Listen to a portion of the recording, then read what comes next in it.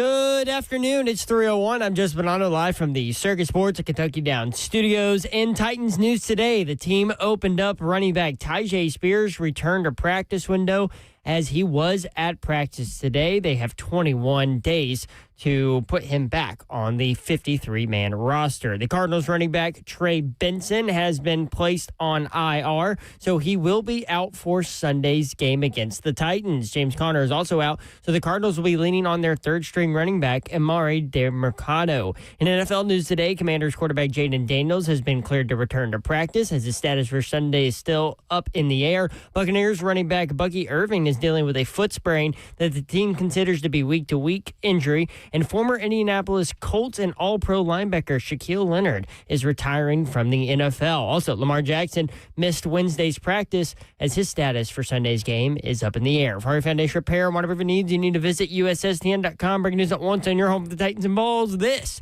is 104.5 The Zone.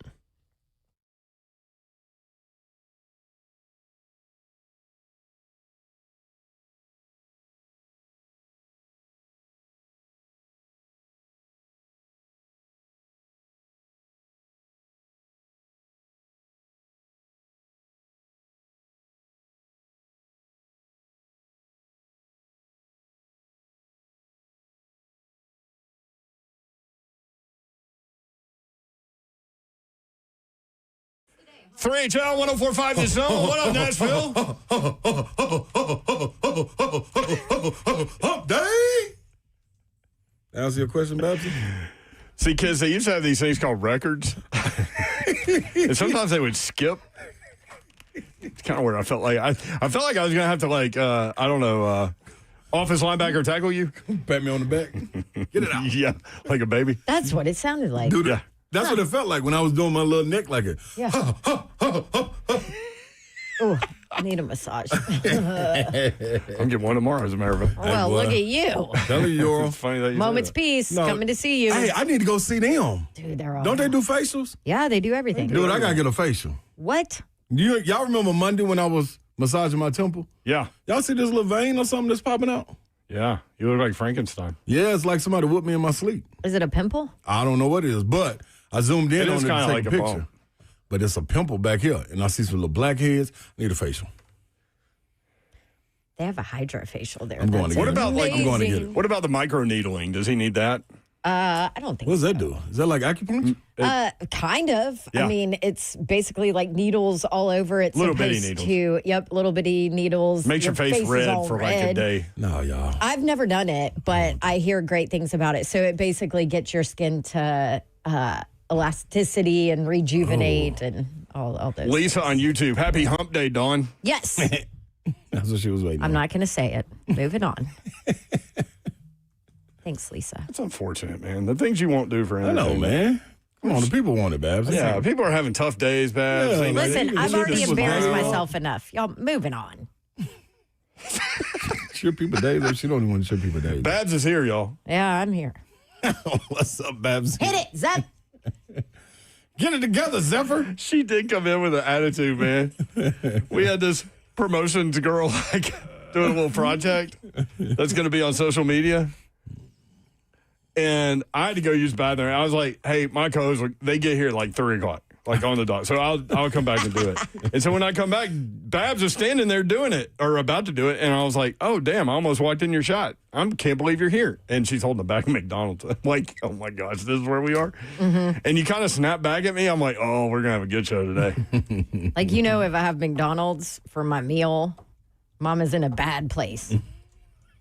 Listen, our microwave broke. I didn't realize how heavily I rely on my microwave to eat. Yeah. Like Wait, so is it veggies. is it in your cabinet? Like it's installed? Yes. Oh, gosh. So I don't even know what to do. Like, what do you do? Ferguson. Or buy another one and just set it on the counter. Okay. That's what she said. That's what I said I'm about to do because She it's said been she- a week now. And I'm like, listen, I can't feed myself. I know this is pathetic, but you guys know She this sounds like a too. 5-year-old. I can't feed myself. Daddy, when you go fix the microwave? Because I can't feed What are myself. microwavable dinners? Yeah. I mean, I do like a lot of times I'll eat broccoli for lunch, but it's like the frozen in the bag. In the You just bag, pop it yeah, in the that's the microwave. coldest one. So now I'm like, I don't know what to do. McDonald's it is. I'm falling apart. Man, It is the coldest one when the microwave doesn't work. it's going to stay the coldest. Slay Dog's here. I'm in the building. Better be ready. Tajay Spears may not have a roof. So he's going to be the savior. Tajay Spears is back. Look at this, Slay Dog. Cherry Coke? Cherry Coke. Good job, Celsius. Earl. You're going to go to another level this show. Think so? Oh, you gone. Good. Good. I'm excited. The executive producer of 3HL is Zeph. What's up? Zeph would not do the social media Zephyr? project. He refused to do it. I am not talent. I'm a producer. What does that have to do with Like, anything? what the That hell? email was not Are for you me. on the 3HL show? I am, but that email was not for me. I was Also- not participating. At what point did... I mean, he acts like he's talent sometimes. Also, I have a problem Call with me a that. diva? I have a problem with that word. At what point did someone name radio host talent? I don't know. And broadcast In general. people in TV, general. yeah. TV, I get. But radio, I mean, we're just over here telling jokes in our microphone. Yeah, that's talent.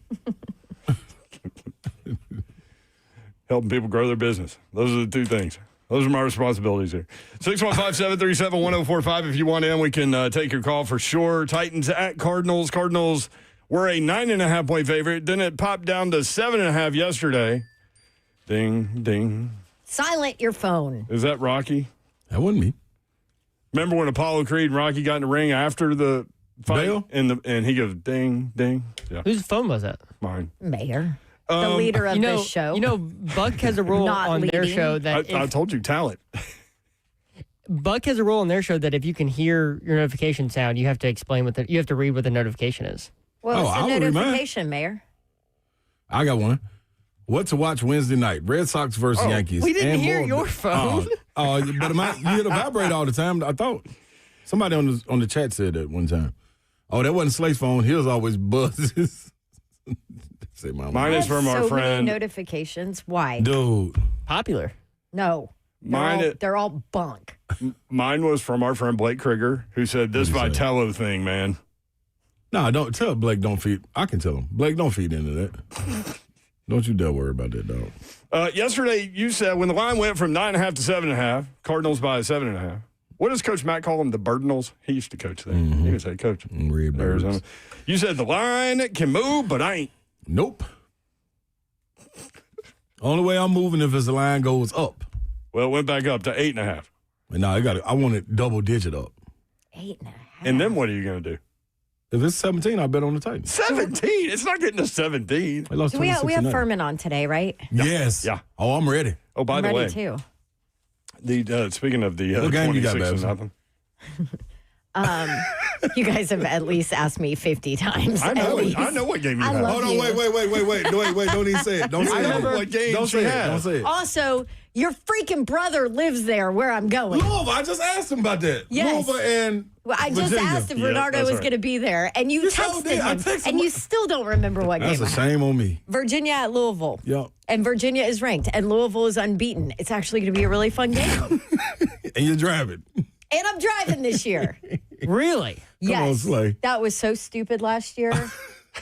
Hey, I was listen. dumb. We were in Clarksville, weren't we? Yeah. And you had to drive Listen. back to Nashville to fly to Babs, Louisville. She drove away, to fly flew to away. Atlanta and then Louisville. Oh, you had a connection. Yes. She drove away, Listen, flew Babs. away, and then flew further away. You were not defined by your worst moments. That was my worst. And you live and learn. All of those things are happening right now. So guess what I'm doing? Mama is driving to Louisville. You mentioned 26-0.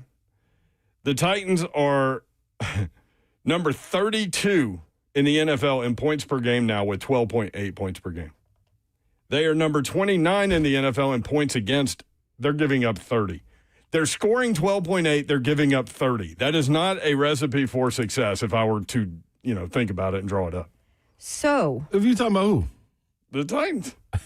you're talking about anybody? They're scoring 12.8 points per game and giving up 30. Like, it's not even close. I mean, So we what- keeping a buck right now. We ass. So what's the difference between that? What's the difference between 12 and 30? I took it. I just said if they get it up to 17, I bet on the Titans. I just told you. That's 17.2. That's hovering. It's not going to go from 8.5 to 17. Well, they need to look a little closer. I mean, you could take it to 17. No, they need to look deeper. I've never seen a 17 in the NFL. Well, you should. Every once in a while. Largest It'll I've seen is happen later in the 14.5. season with, like, if Buffalo were to play the Saints or Yeah, but something in Buffalo. This is everybody just started. Everybody still got championship aspirations. That's why I said later in the season. This is unusual. Like, you shouldn't think like this right now. But All right. here we are. By the way, one of our listeners at the Moltini Okay. tweeted us today and said, I meant to send this to y'all yesterday. When Ole Miss beat LSU, after the game was over, the Ole Miss band played neck at LSU players as they were walking off the field. I bet That's they how you did. troll right there. That's how you troll right there. Oh, man. And we cannot play it for you, and we cannot even say what they say in this chant. Yeah. Like, we can't even get close. So, y'all just have to look You it up. should try. Do it, Mayor. No, I'm not doing it. Dare you. This is what I usually do to you. I know. And then you usually do it. I do. So that's what happened. Great troll job there by the Rebs. I like that. I mean, that's what brothers do to brothers, right? Like, True. if all of the member institutions in the SEC are brothers, we can pick on each other. But, like, if Michigan State starts saying stuff, then we come at you. If Arizona State coach starts making fun of the South, we come at you. Yeah. Absolutely. Anytime, anywhere. Any place. LSU neck chant. That's dope. That's how you troll right there. Trolling is wide open in the SEC because it just means more. You can apologize later. Trolling's wide open all over college football. It is all and over. I freaking love it. Mm-hmm. I love it. We got to go deal with them. Yeah, there's no way You I have to deal can with even the get trolls. anywhere near what this is. I can't even get No, anywhere you near. shouldn't even try, yo. I'm not going to try. Yeah. Let that be. Paul McCartney said it well. Let it be. I was trying to wonder what he said well. There is some injury news out of Arizona. Yes. Hey. They Jesus, Dawn. Sorry. I got excited. Who's hurt? so they have a two-headed running back, James Conner, from Yeah, he's out. from the Terminator. Like him? Arizona Cardinals running back Trey Benson being placed on IR Two of them. due to his knee injury. He's played in all 4 games this season, averages 5.5 yards per carry. He going. That's something. Is James Conner out too? Yes. Yes, he's out for the season. Yeah, done deal. What are they going to do at running back? Is it just Kyler Murray? Nope. Single wing?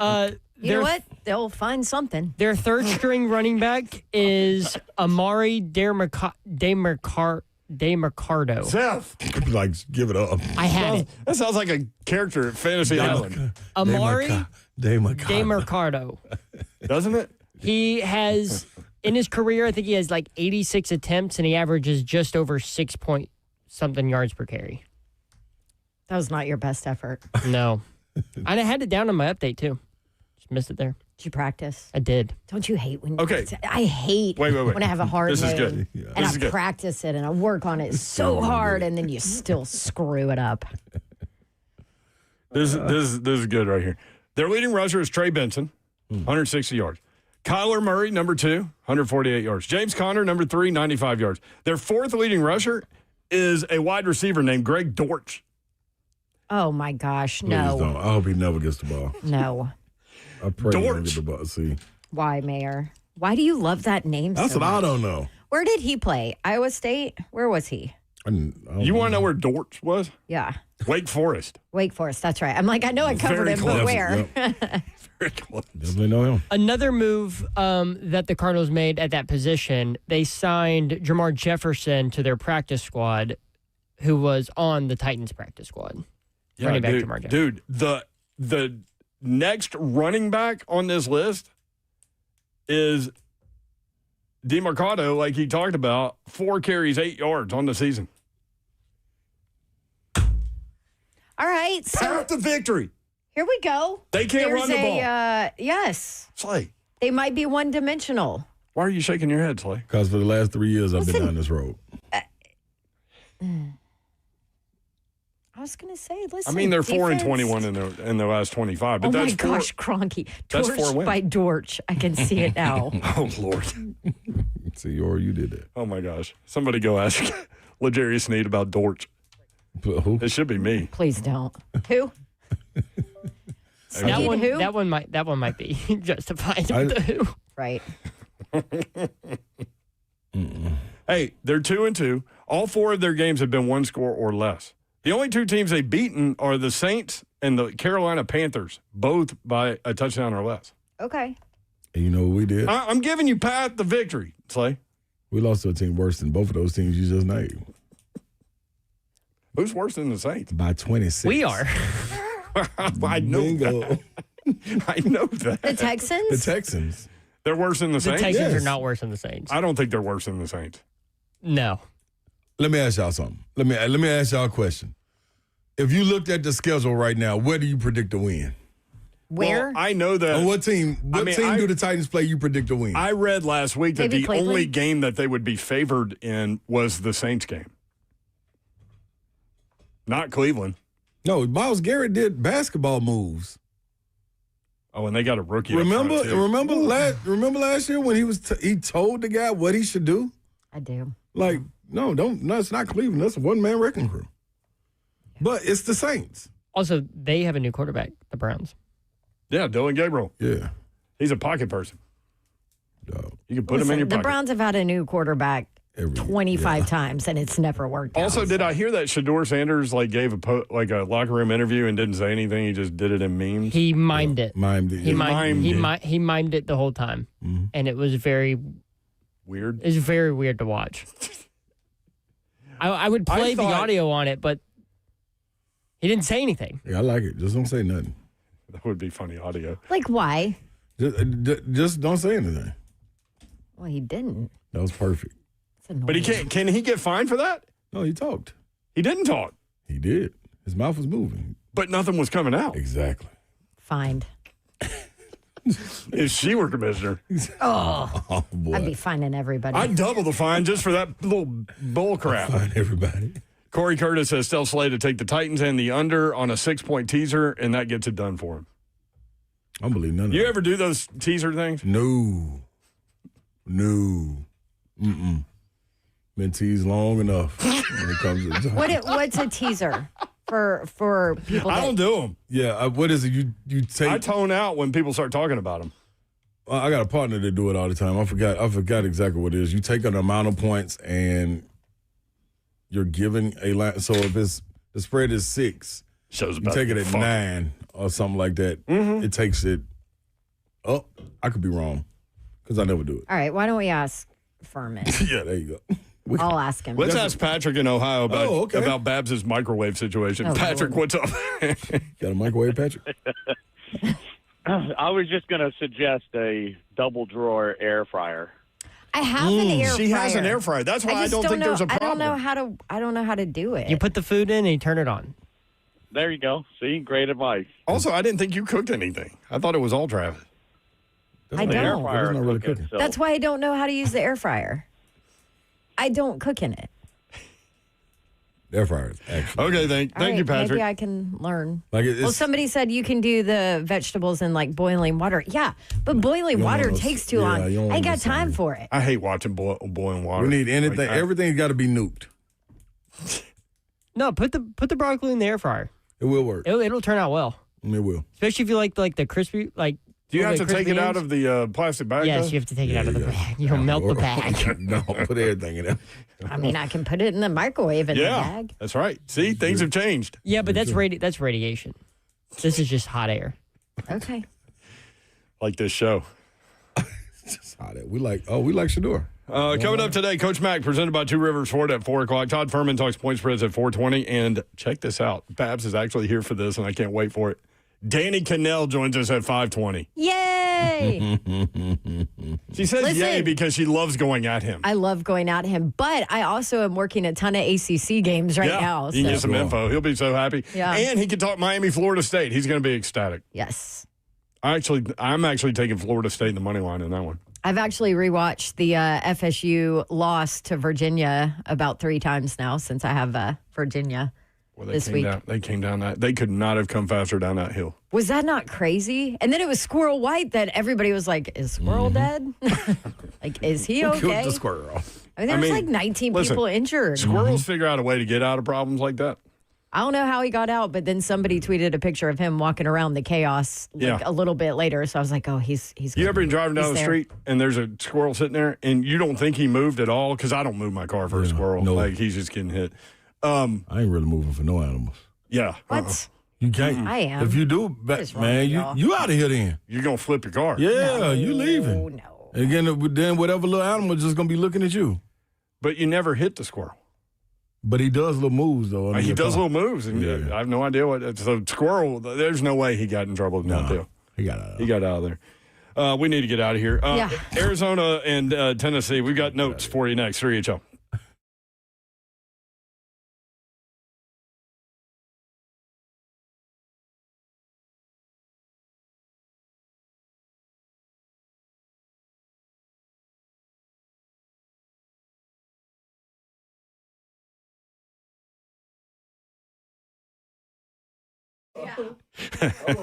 Got the Dodge Chrysler Jeep Ram. That's where you need to go to get that next new vehicle. Where'd you get wings? 3450 Tom Austin Highway in beautiful Springfield, Tennessee, about 30 minutes from downtown Nashville. Best vehicle buying experience you will have ever had. They've got great deals going on in the month of October, and you can find those online. GuptonMotors.com is the website, GuptonMotors.com. All of the dealership information is there. Address, phone number, inventory, new and pre-owned. Also, all the deals they have going on in October right there for you. GuptonMotors.com. 24 West, exit 35. Straight shot into the best vehicle buying experience you will have ever had. Again, about 30 minutes from downtown Nashville. 3450 Tom Austin Highway in Springfield, Tennessee. That's Gupton Dodge Chrysler Jeep Ram.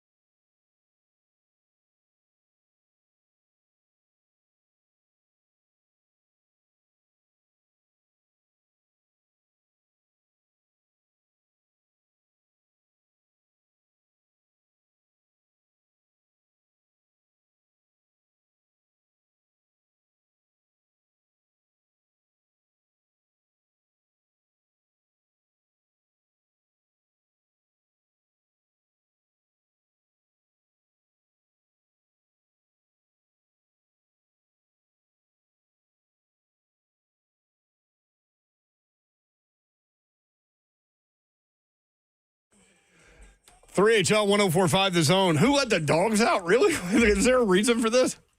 Yeah, I was scrolling through, and that thing was at the W's, and I saw it, and I was like, I'm going to play it. So, no reason. Hey, Babs, do your dogs ever get out and, like, run around the neighborhood? They did once when I had all 4 of them still. That's pretty amazing that they don't get out that much. Yeah, no, I got to be careful with Cujo. Yes, you do. That's a lawsuit running around that neighborhood. But there was one time, that all 4 of them got out. And All 4 of them? all 4 of them. I guess the gate wasn't latched. And they all stayed together. So they're like roaming the neighborhood as a pack. And somebody hits the neighborhood Facebook page with a picture. Somebody's pack got out. I was like, it's mine. I got it. Sorry. It's mine, yo. They were like, well, they're just wandering the neighborhood all together. And sure enough, like I go to try and find them or whatever. All 4 of them, 1, 2, 3, 4, into the house as soon as I call them. Like, man, that was awesome, but Mom caught us. Yep. That's funny that they stayed together. That would have been their one shot to, like, get free from each other. To free themselves. I know. They don't want to go nowhere. They love home. Mm-hmm. You get treated great like that. They should love home. Yeah, they're keen. They run it. Well, you've had 2 that are no longer with us. Did the other 2 notice when that happened? That Could they you were tell? gone? Yeah. Yeah. You could? Mm-hmm. Well, one of them didn't care. One of them was just fine. The one that doesn't care about anything? No, he was the one that cared. The pack leader. Cujo. His real name's Patton.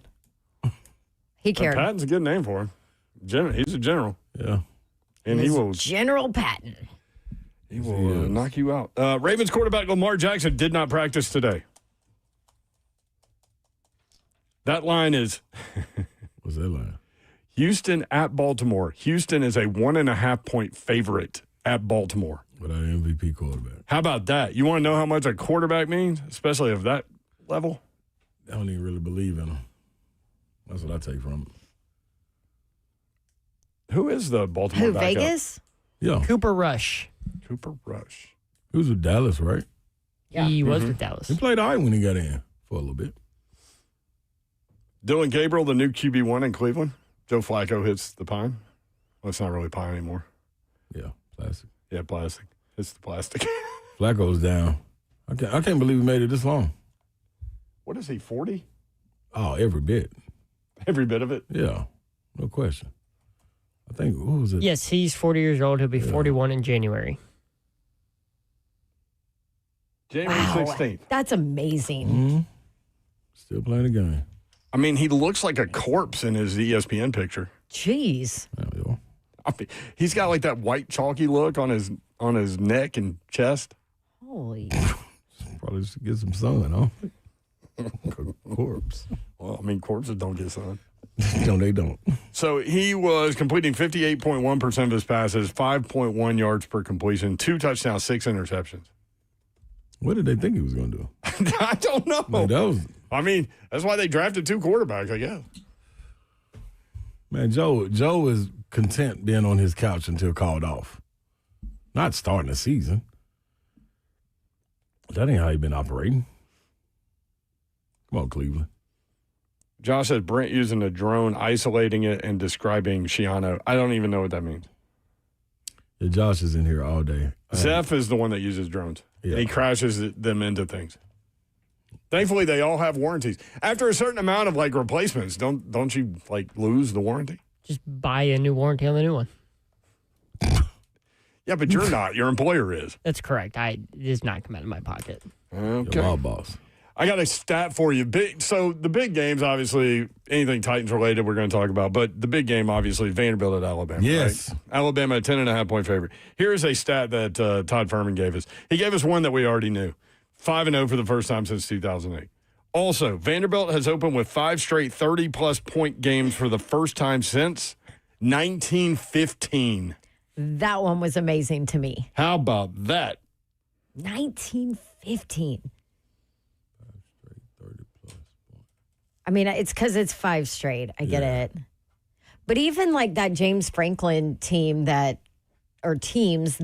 did well, Like they weren't scoring like this. They had no outlaw head quarterback either. Though. Right. No, it was Jordan Rogers and Austin Definitely. Carter Samuels at one point. Oh, it was definitely there. Yeah. Mm-hmm. Jordan Rogers. But they did have Jordan Matthews Yeah. catching Dog. balls. Dog. Dog. Mm-hmm. But then they have a defensive back named Jordan Matthews as well. And did you see what he said? Mm-mm. He was like, I'm just glad to be on. They were talking about Vanderbilt and Tennessee for some reason. Yeah. This was last week. And he said, I'm just I glad did to be see on the that. right side of this. I'm like, bro, Tennessee's beating Vanderbilt 6 years in a row. I let you know how clouded and shut off they are from the word once they enter. I mean, that's Is it pretty shut really off. 6 years in a row? Yeah. Babsy. Let that go. Don't take it. Well, because, Don't take it. because there was a time where Vanderbilt had won 4 of 5, you know? Yeah. So it's Yeah, streaky. but that was when we were in transit to better times. yeah. But yeah. He But just now, showed me yes. Joe Flacco. Yeah, I mean, we kind of back to where things Okay. are supposed to be. Anyway. I mean, don't make me get there before the end of the season. So y'all see what I'm saying about Joe Flacco's picture? Yeah. You know what he looks like? He looks like he just came in off the beach. He's got like this Like St. Cox side? sunglass tan with, so he's really white right here. Yeah, that's called a patio. Yeah, That's where he was sitting at home. exactly. Like, he might as well be out there playing football, man. Yeah.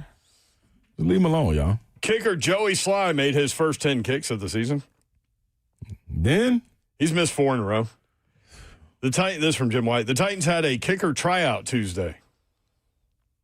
y'all, I think you put this little thing on the side of my head. You with all this Titan stuff. Callahan called it normal flow of operations. He said his confidence in Sly is still sky high. This is bring somebody in just in case. Might as well have a tryout. Brian Callahan did talk about hosting kicker tryouts and his confidence in Joey Sly. That stuff is kind of normal flow of operations, just front office guys doing their homework on what's out there. Again, always, just like I always say for us, we're always evaluating everything. And so that's just a part of the normal procedure. We have workouts every Tuesday. We always have guys in at all positions, even positions that maybe we don't think we need, but you're always taking a look at what's available should you need something. So it's more just doing your homework and making sure you know what's available. But my confidence in Joey is sky high. I think, and I even talked to him in the locker room before we came out after halftime and just, I was like, hey, you know what kind of game it's going to be. We're coming right back to you. And he knows that. He's been fantastic for us. Those, kickers miss field goals occasionally. It's just, unfortunately, missed 2 in a game. And the long ones are what they are. Those are more shots than they are necessarily anticipating 100% makes on those. But I believe wholeheartedly in Joey, and he's been fantastic for us as a teammate. I'll send him right out there again, kick it again.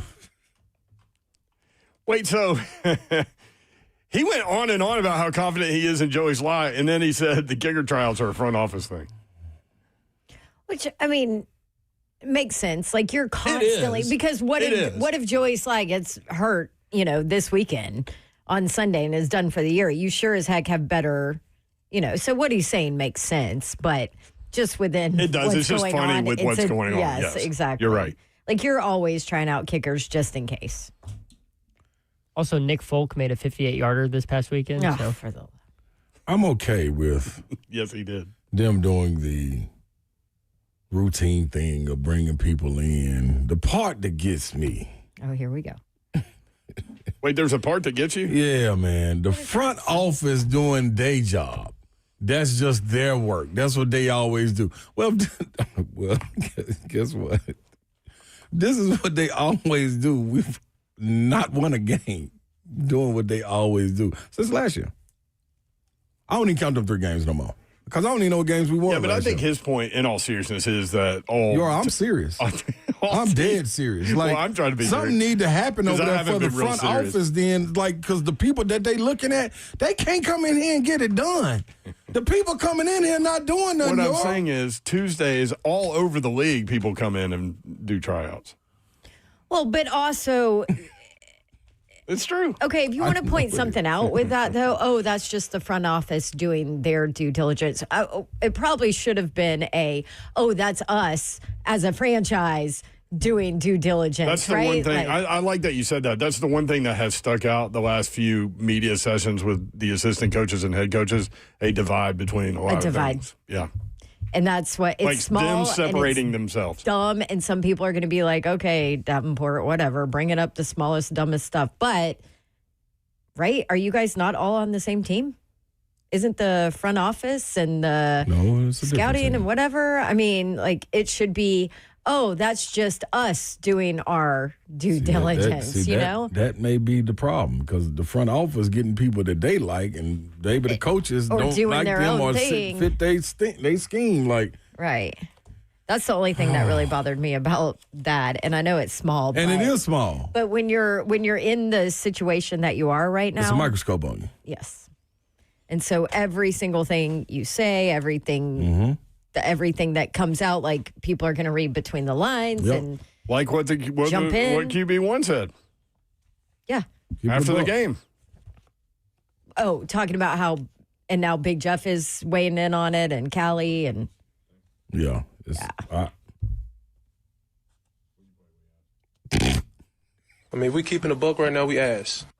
Oh, you're talking about that. I'm talking about that. And so then the response afterwards from head coach and teammates. The head coach talked about it today. So did Big Jeff. We'll play that for you next. 3HL 1045 The Zone. Yeah.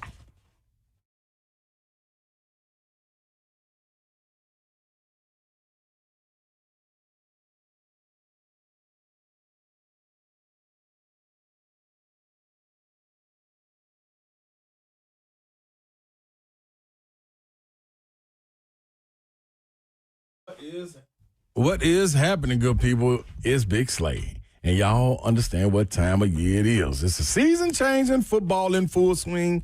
Families making holiday plans. Speaking of family, growing up in Nashville area where my love for Shoney's started, people. Grew up Shoney's breakfast, lunch, and dinner. And it's still one of the favorite places to enjoy a delicious meal. Shoney's is proud to serve you always fresh, always delicious dishes any time of the day. Fit for any craving, from the all-you-care-to-eat fresh food bar to a delicious meal from the extensive menu.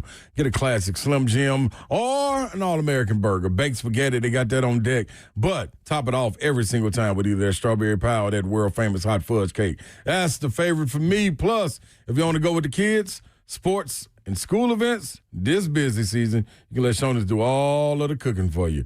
They got a way to keep you covered and comfort. That's right. Family-friendly service, always right there. You got 4 locations to choose from right here in Middle Tennessee. That's Clarksville, Dixon, Lebanon, and on Donaldson Pike in Nashville. It's Shoney's. Let's eat.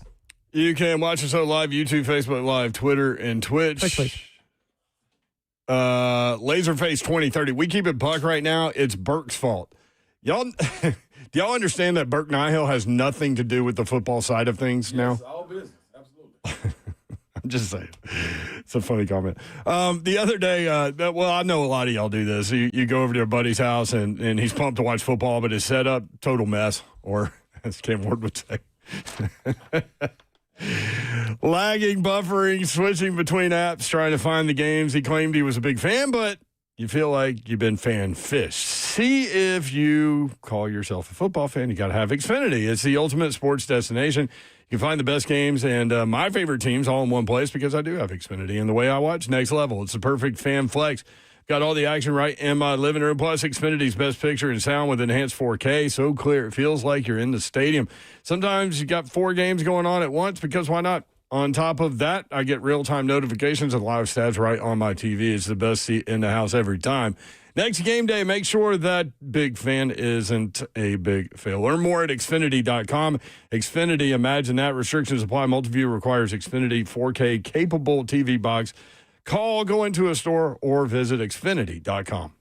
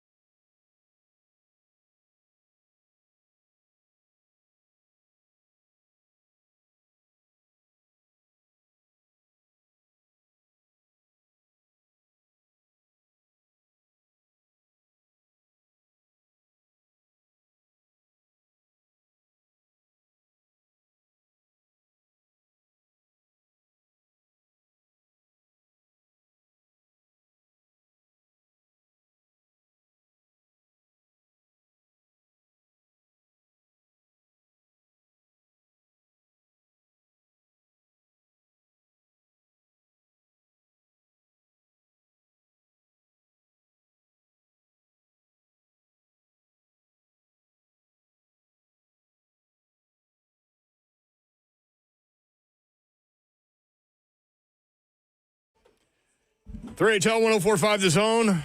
Brent Doherty, Don Davenport, Ron Slay. We're here until 6 o'clock. That's right. On a Wednesday in the Music City. What'd you say? I said, that's right. What'd you say? I said, that's right. There we go. I was doing it with Shador right then. Man, I had an anxiety dream last night, and it involved CJ. It involved Eggy Bop. And he was the root of it. Like we were supposed to do, for some reason I was organizing this, and it was a live shot going to like Good Morning America or something from somewhere in Nashville. And Eggy Bop was in charge of the set. And then at like 6:30 a.m., we're going on at like 6:40. At 6:30 a.m., he goes, "Oh, I got to go. I got to go help my brother do something." And he left. And so then I was put in charge of this, and I'd never done it before, and I couldn't find the talent. And so I was thinking I was going to have to do it, and I woke up. Anxiety, I guess. It'll get you. Bob will get you, even in your dreams. Bob is going to get you. Happy birthday, Bob. Bob is going to get you. All right, it's his birthday. Last week. Yeah. I don't know. Sorry. Happy birthday late. All right. We knew because he told us. And everybody else's birthday was that day. He told us. There were a bunch of people. All right, Cam Ward, before we play Cam talking about this and Big Jeff talking about this and Brian Callahan talking about this is what he said to lead all this. I mean, we keeping the buck right now, we ass. So we 0-4. We have, this point, we got nothing to lose. We dropped a quarter of our games, and we've yet to do anything. So we have to lock in, especially myself on the offensive line, from the defensive line, from the special teams to all three faces. We have to play together. We have not played together this year yet. And that's just something that, we want to preach about it every day. Every day we got to do better. And we're doing that, but it has to show up on Sundays. It hasn't showed up yet, but it got to show up next week. All right. So Cam Ward dropped some time with the media. Is that what I was going to say today? He said this about his teammates' reactions to those comments. Well, that's been good. And then it's been also more of a me seeing, they side as well. So, we had some conversations, but it's been good. We still the same teammates in and out outside the locker room. But I got some good guys around me. We know that we ain't play our best ball yet. We got a lot of potential on this roster. We just got to go prove it on Sundays. Have you been surprised at all by how big the response was nationally to people latching on to that comment? Not really. They gonna blow it up no matter what, whether it's good or bad for the Titans. So we trying to win football games. That's the biggest thing, and that's what we try to go do this week. Do you care? No. I'm caring about my teammates and trying to win football games. Yeah. Do you care? Care about what? That it blew up, Oh. I think was what they were referring to. Oh, okay. Like that it blew up nationally. He not care. What do you want to play next? Big Jeff talking about it? Yes. All right. Thanks, Babs. Sure. Me and Cam talked about that off record. Keep that between me and Cam. But at the end of the day, we 0-4. When you turn on the tape, everybody going to, like I said, Cam have the right to speak how you want to speak to the media. But, I had some advice for him, and like I said, I keep that off record. But at the end of the day, we all have when these microphones in front of you, they can blow up, just one part of what you're saying. But I think at the end of the day, man, when you turn on the tape, it's the reason why we come in and be like, we right there. It's the reason why we come in and be like, I feel like we have a chance to go win football games on Sundays, because it's the small things that when you get into fourth quarter, and we talking about it, and I'm sure you guys hear from Denard, we get into the fourth quarter and start making up things. We missing too many tackles.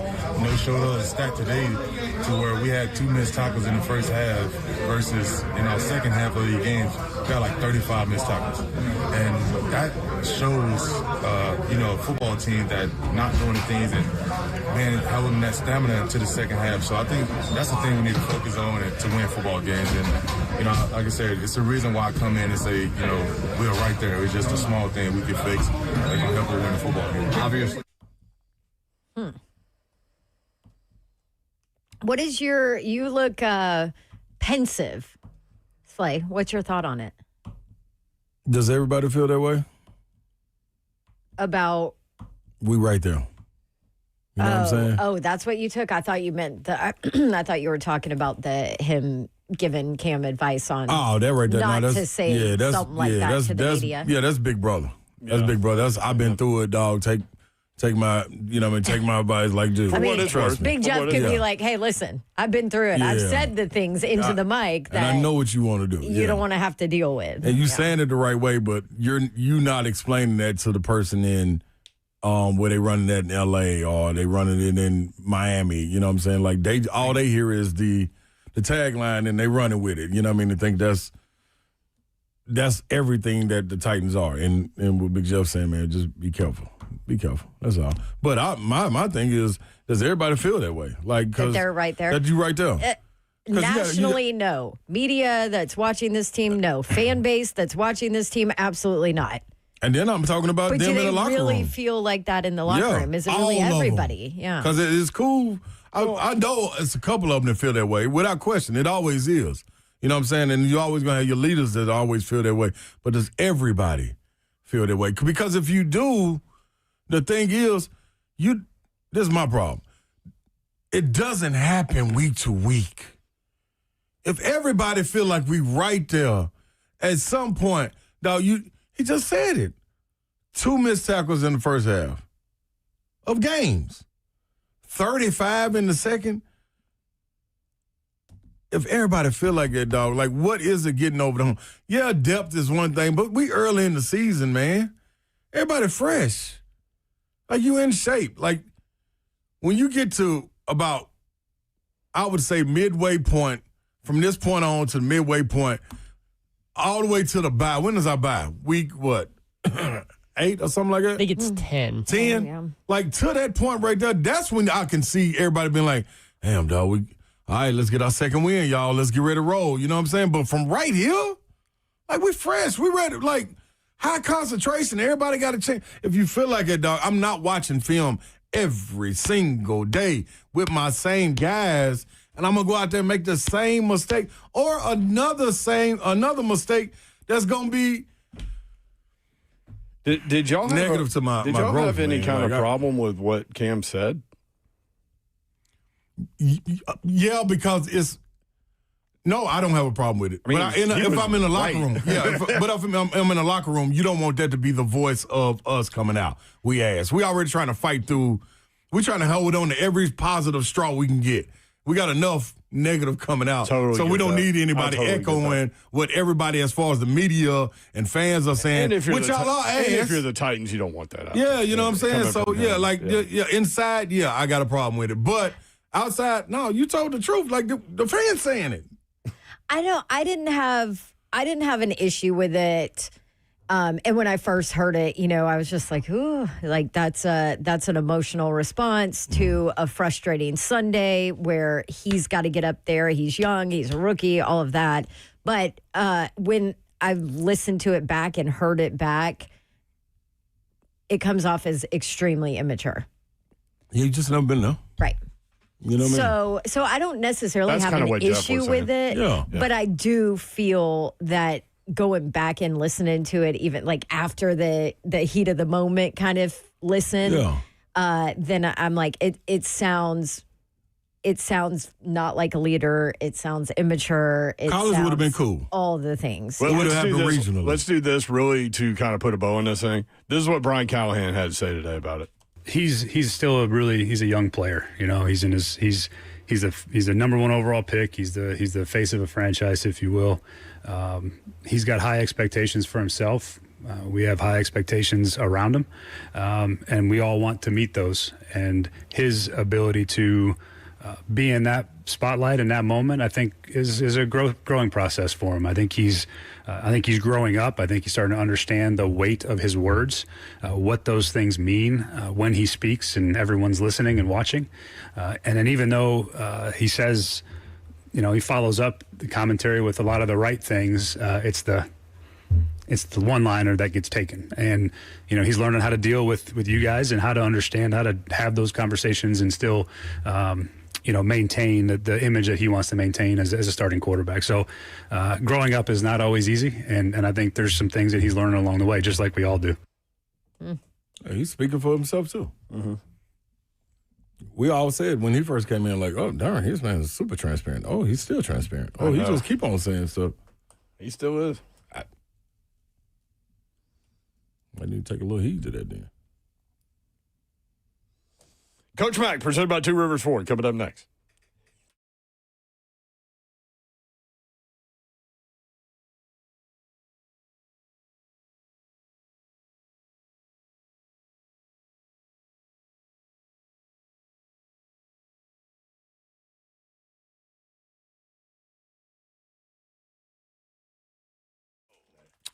You know how life can change in an instant. A car wreck can throw everything off: your job, your bills, your peace of mind. That's when you need our good friends at Bart Durham Injury Law, BDIL. Their number, 615-242-9000. That's 615-242-9000. Marine veteran Blair Durham and his team have been fighting for folks in Tennessee for years, making sure insurance companies pay up when they're supposed to, how they're supposed to, in ways they're supposed to. No upfront costs. No waiting around, just real people making sure you get what you deserve. Again, get this number into your phone. That way, if something happens, God forbid, you are ready to roll. 615-242-9000. That's 615-242-9000. So if you've been injured, don't wait, certainly, but also get ahead of it, as I mentioned. BDIL, Bart Durham Injury Law, 615-242-9000. They are here 24/7 and ready to fight for you. Again, the number is 615-242-9000.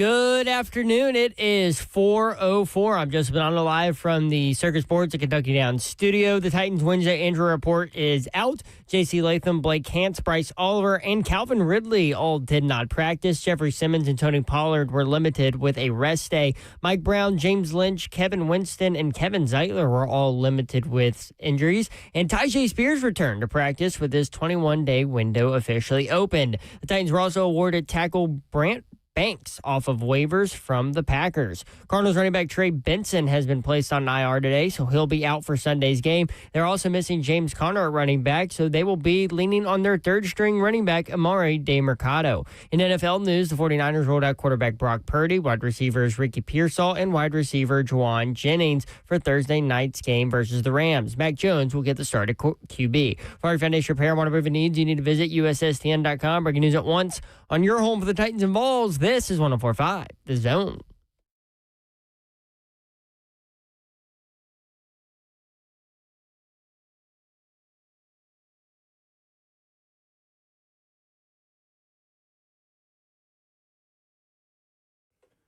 HL powered by Spring Hill Heating and Cooling, SpringHillAC.com. Brent Doherty with you on a beautiful day in the Music City. Babs is here, Slay is here, Coach Mack is here. Presented by Two Rivers Ford every Wednesday at 4 o'clock. Coach Mack, what's up? How are you?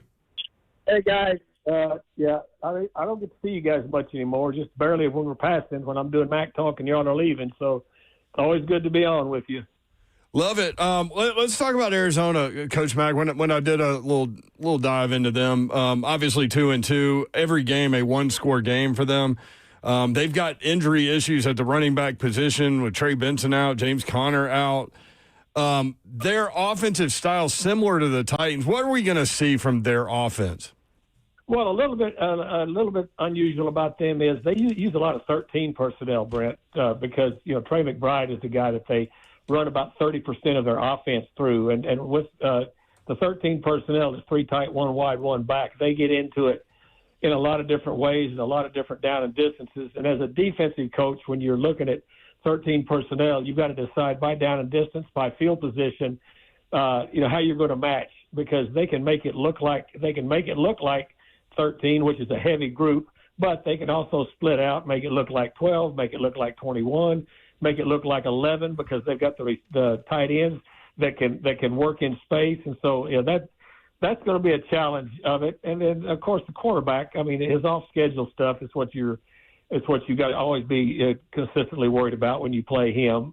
He's got one of those baseball arms where he can spray it everywhere that he wants to, and I mean he's a bug back there now. He can move.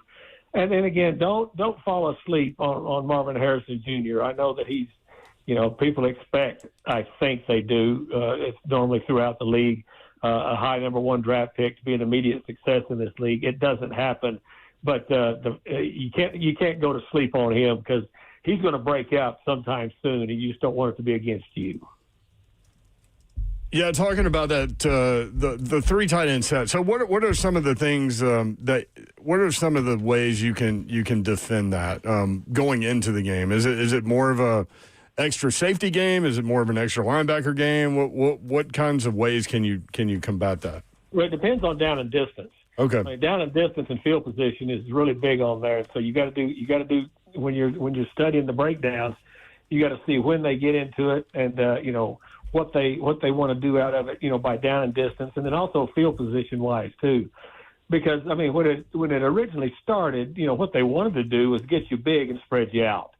And now, I mean, everybody is a little bit more sophisticated as far as defending it. But the point that you bring up, you're always looking for matchups on defense. That's what you are looking for. And so it depends. That's why the down and distance is so critical as far as to how you're going to match it, because you can match it. You can match it with big nickel. You can match it with a three backer look. You can match it with a multiple DB look, but you're going to have to roll guys down into the box, because what they'll do is they'll look and they'll see how you're matching it, and then they'll try to throw the counter punch at it. So it's a back and forth type of a thing. But the quarterback and the off-schedule plays that he's got available to him on that is what makes it, regardless of what you do, you've got to have somebody for that quarterback in his off-schedule plays.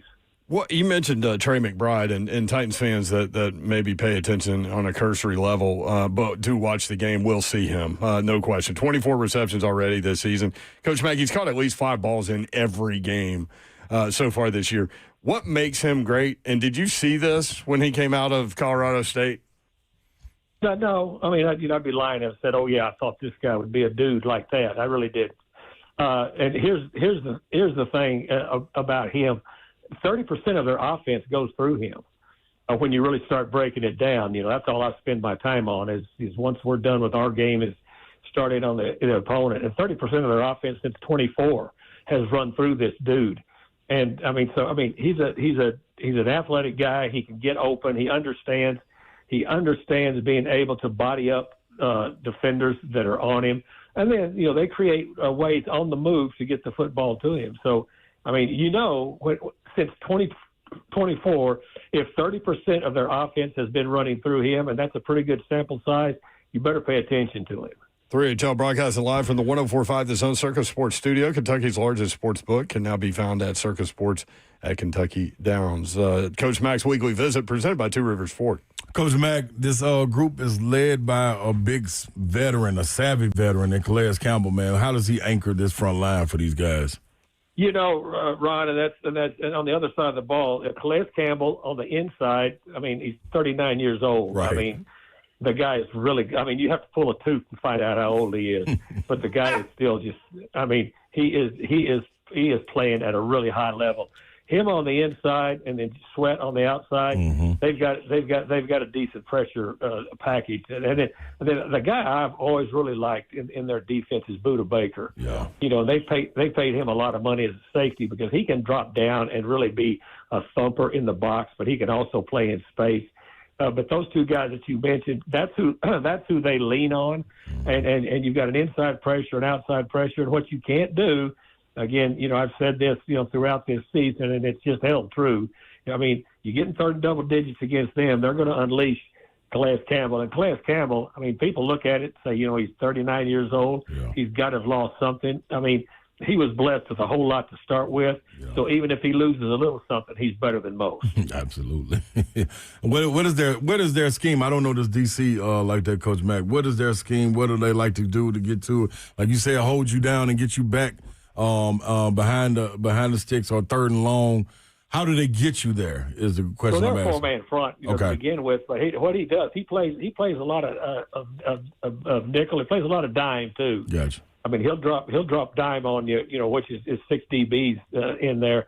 But he will bogey those guys in and out. He starts out in a 2-shell, and then we'll morph into what he wants to do. But he'll give you some different personnel looks. And by doing that, what he does, he's still able to run his same pressure packages, Ron, but you don't know exactly who's coming and where they're coming from because he does it out of those different personnel packages that I just mentioned. Okay. Coach Mack with us, presented by Two Rivers Ford. Talking point this week, and Denard talked about it a little bit too because he's frustrated by the amount of missed tackles in the second half. What leads to that? Well, it wasn't in this ball game. They tackled pretty good in this last ball game, but the one before is what he's talking about. It's concentration, it's angles, and the other thing that it's being able to quickly trigger. Most of the time, missed tackles either you're going off the diving board, which you just can't do. You've got to move. You got to motor your feet, and you can't be doing high dives off the diving board after them. You got to motor your feet up into them, but you've also got to take the correct angles, and you've got to understand where your help is and where your help isn't. And a lot of that stuff, when you start missing tackles, it's because you're taking bad angles or you triggered too late. Coach Mack with us on 3HL. I'll tell you this. I went back and watched, God help me, again today. And I'll tell you who popped off the screen was Cedric Gray all day long. No, absolutely. Cedric it really had a good game. 3 guys on defense, I thought, when I went back and started putting the laser pointer on them just to get an idea. Cedric, number one, you brought him up, so I will too. This guy is a really good K&D guy, which is key and diagnosed, but he triggers. He goes down and goes after him. that display of tackling he did was really, really good. I really like the way that he's coming along. And really, people say he's a second-year linebacker. He's really not. He's a first-year linebacker because that first year, I mean, he missed so much of a part of that developmental part of it. But anyway, I really like what he did, and I like what Femi's doing. Femi is a lot of that sack that that they had, Arden Key had, that was Femi setting the edge. I mean, setting a hard edge. And Femi's been doing a good job of that outside. His pass rush will come along, but he's a physical player on the outside. I like him. And then, I talked to Big Jeff today and just told him that, and I don't hand out praise, very, very quickly because I just got too much coach in me for years. But when it's warranted, I do. And I'm very impressed with what Jeff Simmons has done throughout this entire season. Mm-hmm. Coach Mack, looks different. Presented by Two Rivers Ford. He does. Yeah, you know what, Don? He really does because, and he worked at it in the off season, and he's on a mission. His head's in a great place. I really enjoyed talking to him today because, I mean, he's aware of my background and the defensive lineman I've been around, my defensive career, and he knows I know what I'm talking about when I tell him. I said it's impressive what you're doing, and it's even more impressive because people are concentrate on him because they have to, but he's still being able to perform. So he needs to keep that up, and everybody else needs to rally around that. There he is. He's Coach Mack, presented by Two Rivers Ford. Thank you, Coach. Great stuff. Have a good call this weekend. Appreciate it, Mac. Guys, appreciate you guys. See you. There he is, Coach Mack. When we come back, Todd Furman. We'll break down a lot of big games that are going to take place this weekend. We'll do that next on 104.5 The Zone.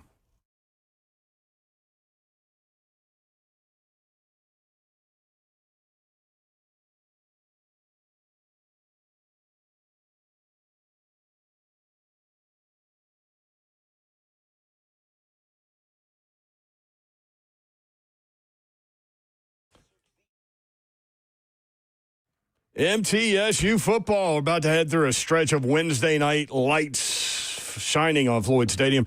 The Middle Tennessee Blue Raiders back in action for Conference USA football as they take on Missouri State next Wednesday, a week from tonight, on October 8th at 6:30 p.m. Pack Floyd for this exciting midweek matchup. Bring your friends. Bring the family. Show your Blue Raider pride. Food trucks will be set up inside Floyd Stadium, serving up all of your favorite eats while you enjoy the game. It's football, food, and fun. They do have concession discounts for the Wednesday games as well. And 3HL will be broadcasting live next Wednesday from MTSU in the Grove in advance of Middle Tennessee taking on Missouri State. Tickets on sale now. GoBlueRaiders.com/tickets. That's GoBlueRaiders.com/tickets. Don't wait. Secure your seats today and join us under the lights for Blue Raider football Wednesday, October 8th, a week from tonight at 6:30 p.m. Again, 3HL broadcasting live from the Grove from 3 until 6. Come by and say hello and then go into the game. Tickets on sale now. GoBlueRaiders.com/tickets. What's happening, good people? This is the opportunity you've been looking for, ladies and gentlemen. Just imagine how much better you'll feel when your hormone levels are tested and restored, and understand that you can get in there and get a test taken, men or women, right there. Get your test. It's real easy. It's real simple. Time to take control of your health. Synergix and Low T Center. You need to hit them up for more information about getting your lives back on track and balancing your hormones, women and men. It's both. Get your appointment today at fixmylowt.com. It's real simple, real easy to do. You may be asking, like, why am I gassed like this? Why is the energy low? Why am I not seeing the gains that I'm used to seeing? Well, it's real simple. You got to find out exactly what your problem is. Your levels are a little bit off. You're getting older. So it's not turning like you were when you were 18, 19, 20 years old. So take the time, go find out exactly what it is and how you can be helped. All you got to do is go to Low T Centers, one in Hendersonville and one on Mack Ewing in Brentwood. Just head on over there, go to fixmylowt.com.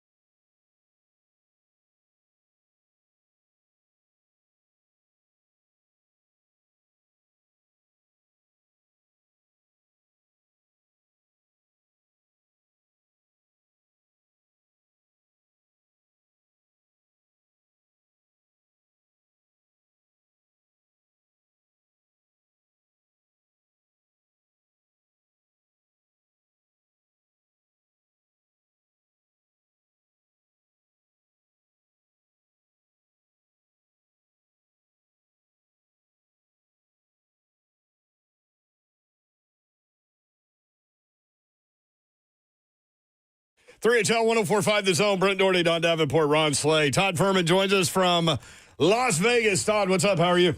I'm doing well this Wednesday afternoon. Hopefully you guys are as well. Yeah, I saw, Nashville is getting some love in the sports books. The most likely NFL coach fired next is Brian Callahan. The most likely NHL coach fired next is Brunette. Hey, every now and again you have to bottom out and you can build back stronger. So in the case of the Tennessee Titans, figure out what the hell is going on and give Cam Ward the tools around him to be successful as the face of the franchise. And in terms of the Preds, I think Andrew Brunette may have a little bit longer leash, given that they're going to kind of go through a hard reset. But there are a lot of bad contracts on that roster, and I think the rebuild could take a little bit longer on ice than it will with the Titans. And they know they're going to be bad this year, so there's that. Let's go straight in, man. It's funny, quality over quantity. Kentucky at Georgia, I'll start there just because we're all waiting on Mark Stoops to get his $36 million. Georgia coming off that loss, 20.5-point favorite at home.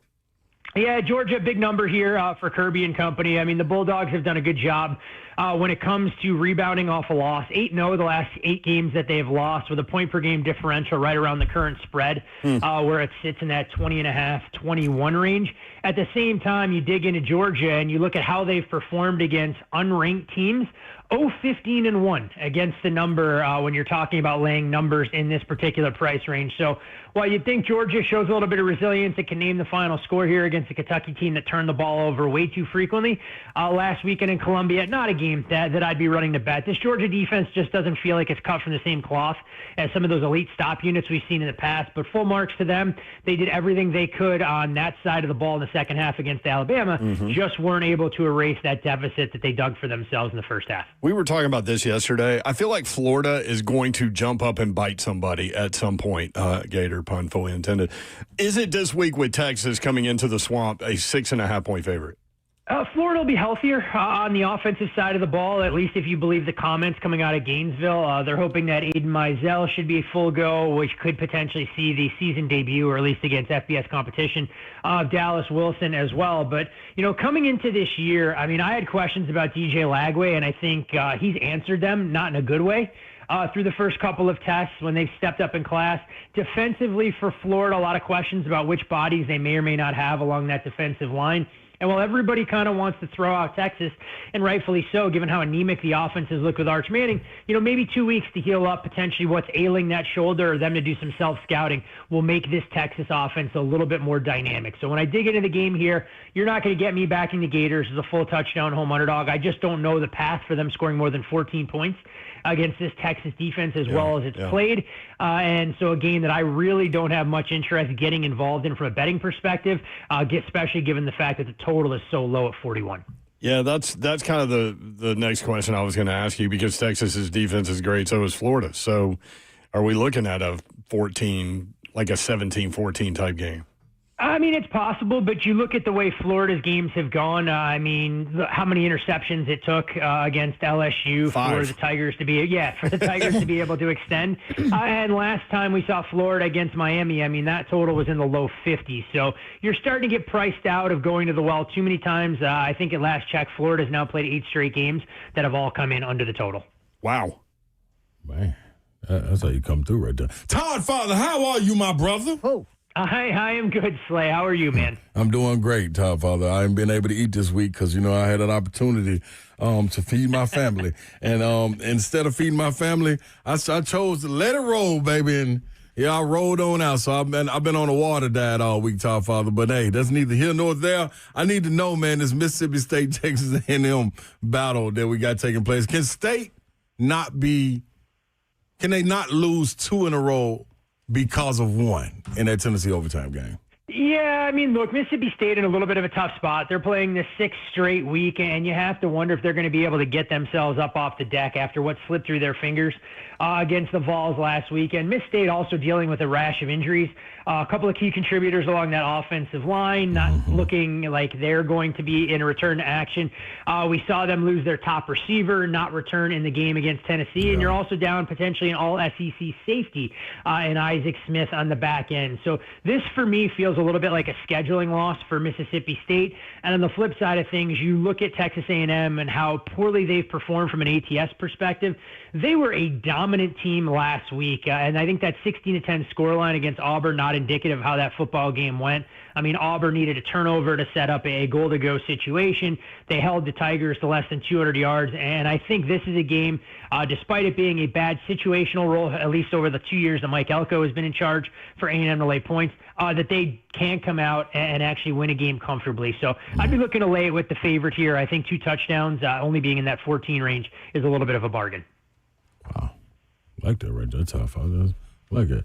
Okay. Todd Father, also, let me hit the people with this, man. Me and Todd Father, we got a little deal, right, y'all? Okay. Todd Father, would you like to inform Babsy, because I haven't told Babsy and Yoro of our little deal about you making me drink water all week. Yeah. What? Drinking water all week? No, hold on a second. There is no deal here, but for as much as I bust Slay's chops, I can take it on the chin if my advice leads him astray. And he needed a last leg coming home for Sunday Night Football with the Dallas Cowboys team total under 19.5. I told Slay to let it ride, and it, of course, did not come to fruition. So I owe my wins. I owe my losses here. But if you had told me watching that first quarter when Dallas couldn't complete a forward pass that they were suddenly going to explode offensively with 2 touchdowns in 32 seconds, leading to the wildest Sunday Night Football game we've seen in years with the second highest scoring NFL tie in league history, I'd have told you were nuts. But alas, the Green Bay defense let us down, Slay. And something tells me that you were still able to eat this week and not just have to go to a water diet. Just a hunch. I was wondering what you're talking about. Just a hunch.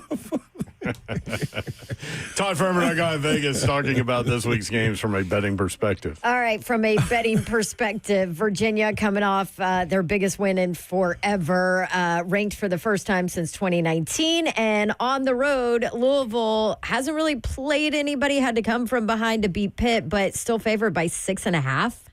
Yeah, this game has been a battle in the betting market, Don. We saw the number open 6.5 on Sunday afternoon. Number got bet out Monday morning as high as 7.5. There was a little bit of buyback, so clearly some different opinions impacting where this number will close. You mentioned the big win for Virginia, upsetting Florida State.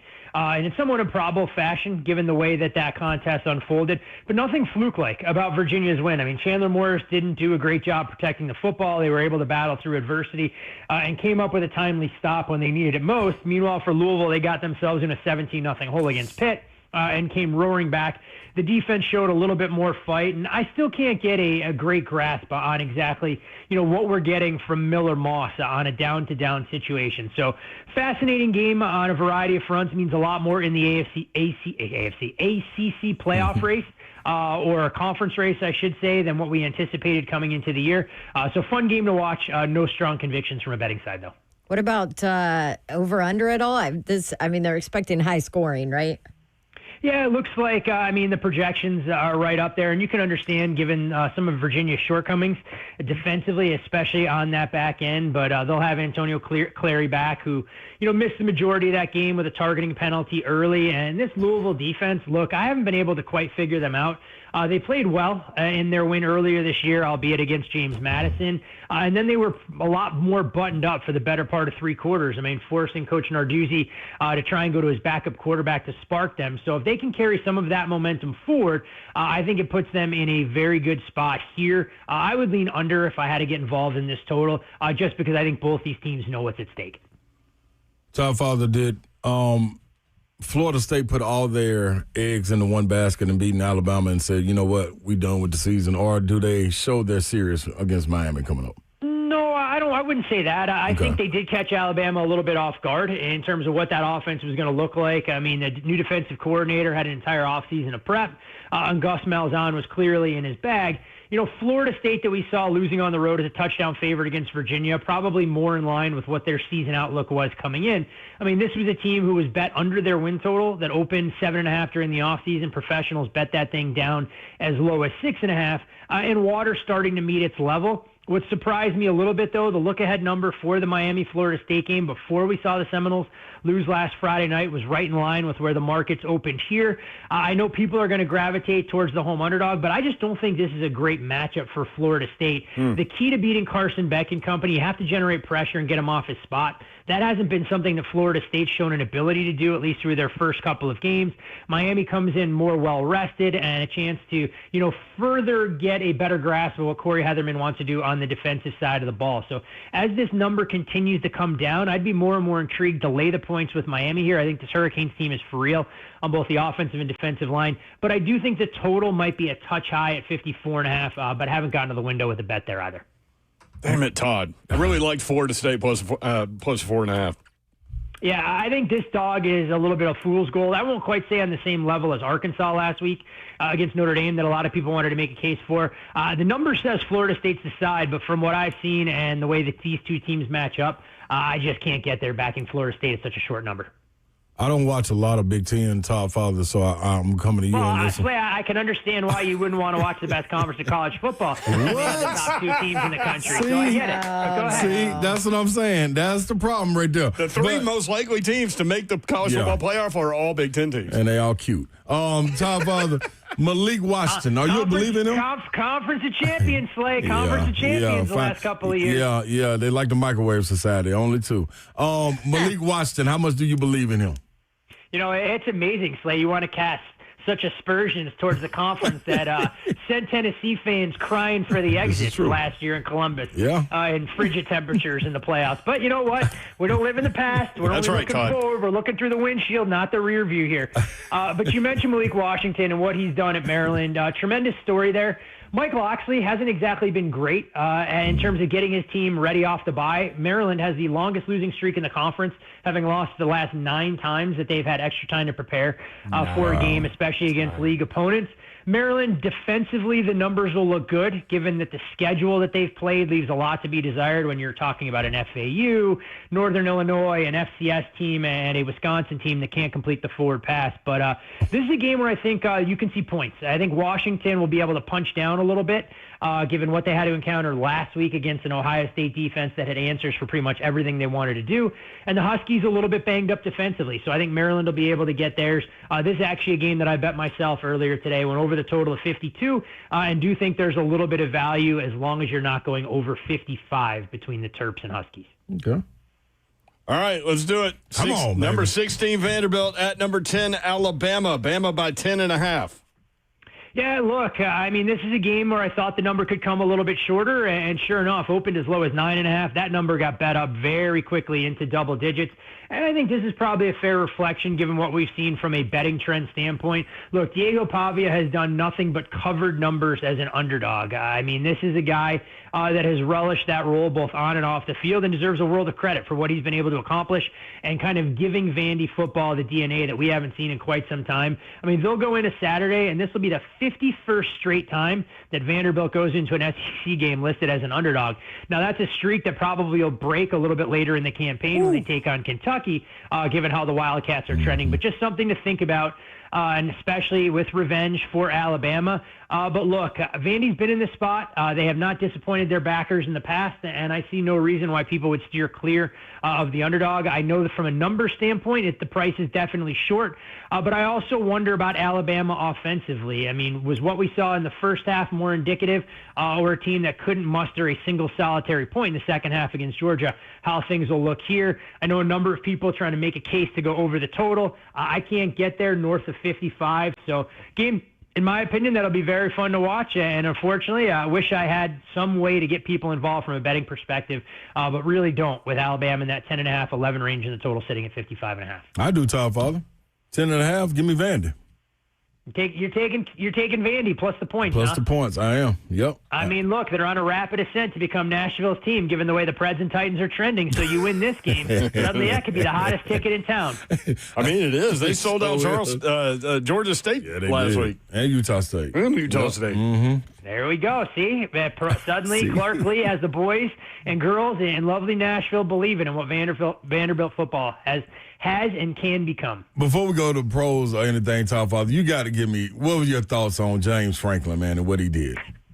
If not now, then never, Todd. Yeah, that's kind of, look, you took the words right out of my mouth, Don, and Penn State fans weren't happy with me. I said that was arguably the worst loss that we've seen from Penn State in the James Franklin era, and they want to point to games where there was a lot more at stake, whether it was a playoff game last year against Notre Dame or squandering late opportunities against Ohio State. But every single factor Penn State had working in their favor for that game. And we talked about it, handicapping leading into it. I mean, extra time to prepare. Didn't have to show a thing during their first 3 games of the season. Veteran leadership at the key positions.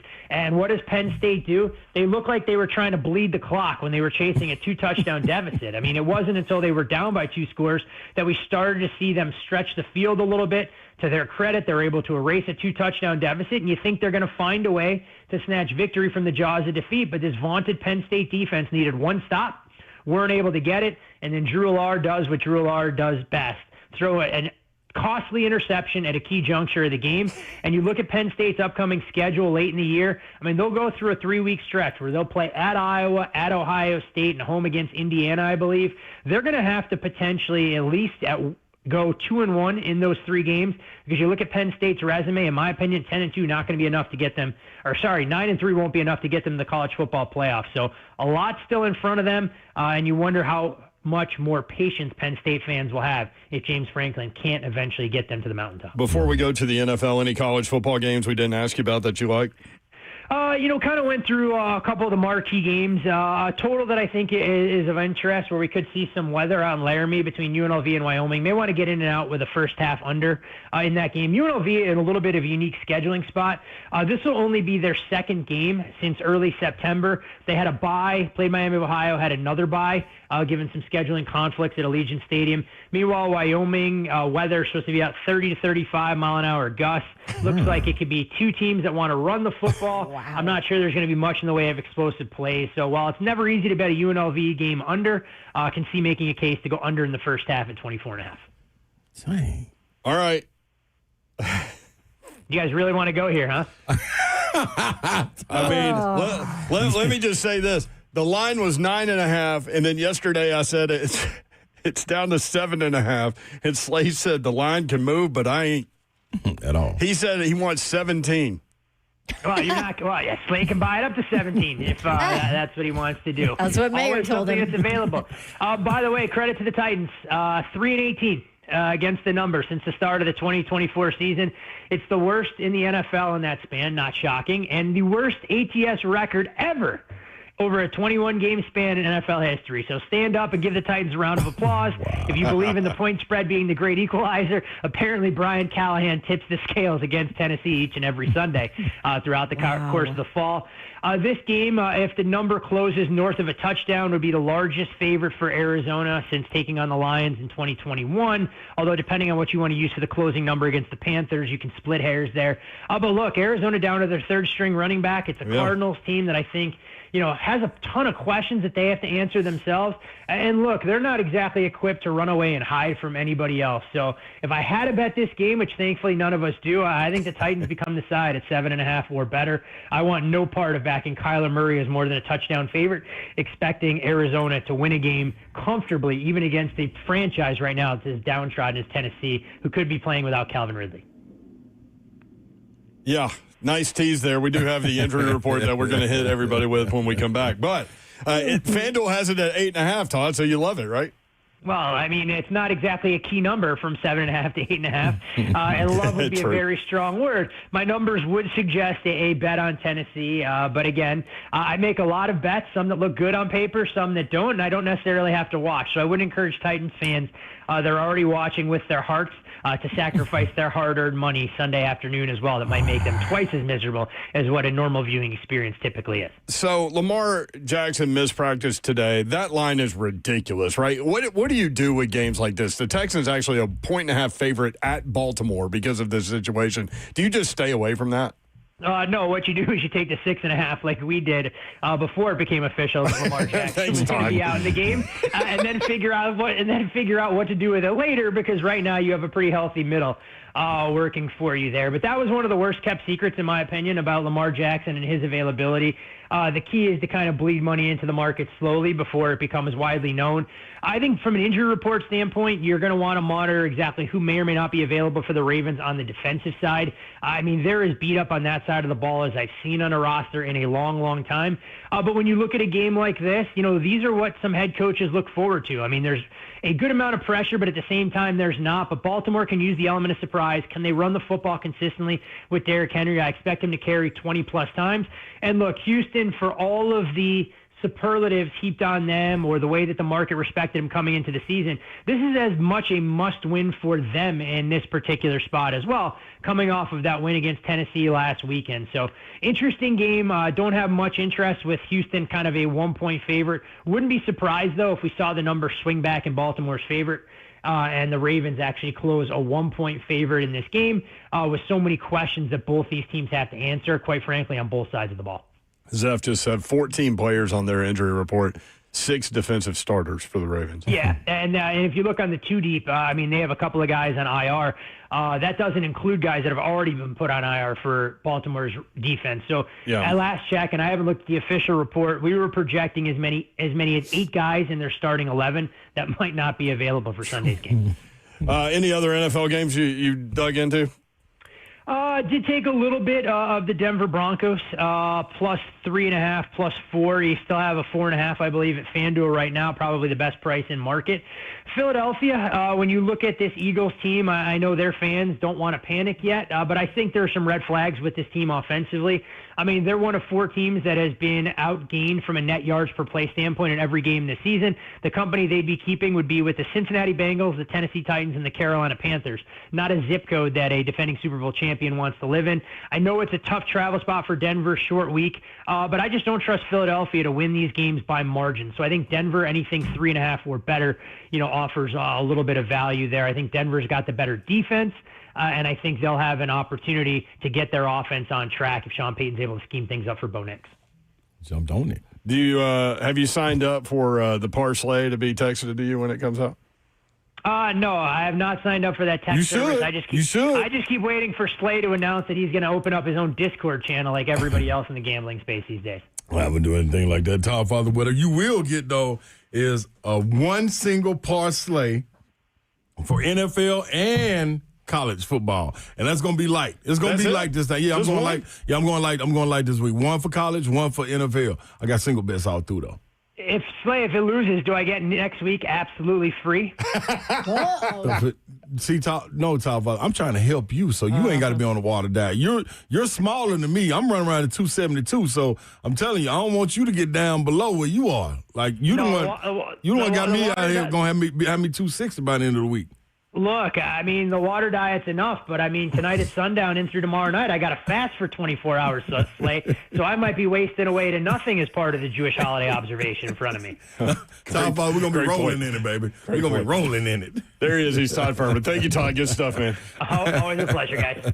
Todd Furman. At Todd Furman, if you have a question about a game, I'm about to send y'all this. I wanted to tell y'all Sunday when I came over, but I said, you know what? I ain't going to tell y'all. One college and one pro. Yeah, listen, y'all. I got to go get it. I ain't playing around no more. I'm going to send y'all this, though. Dad's always shoot you looks when you say stuff like that. I'm out. Lady? Who's on the Titans? He had a bad stretch. Who's on the Titans Cardinals injury report list? We've got it for you next. 3HL.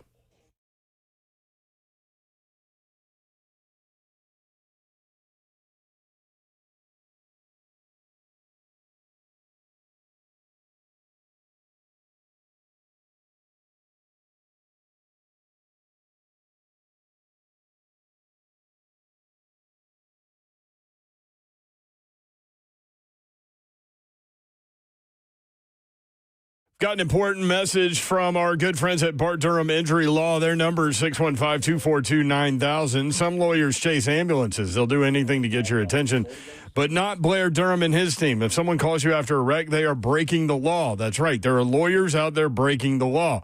Marine veteran Blair and his team at Bart Durham Injury Law do not play those games. 615-242-9000. That's 615-242-9000. When you make that call, they answer. They're local, trusted, and ready to fight for you. No gimmicks, just a team that's on your side from the start. So if you or someone you love is in a wreck, remember Blair's number or just simply get it into your phone. 615-242-9000. That's 615-242-9000. Local, trusted, ready to fight for you. Bart Durham Injury Law, BDIL, 615-242-9000.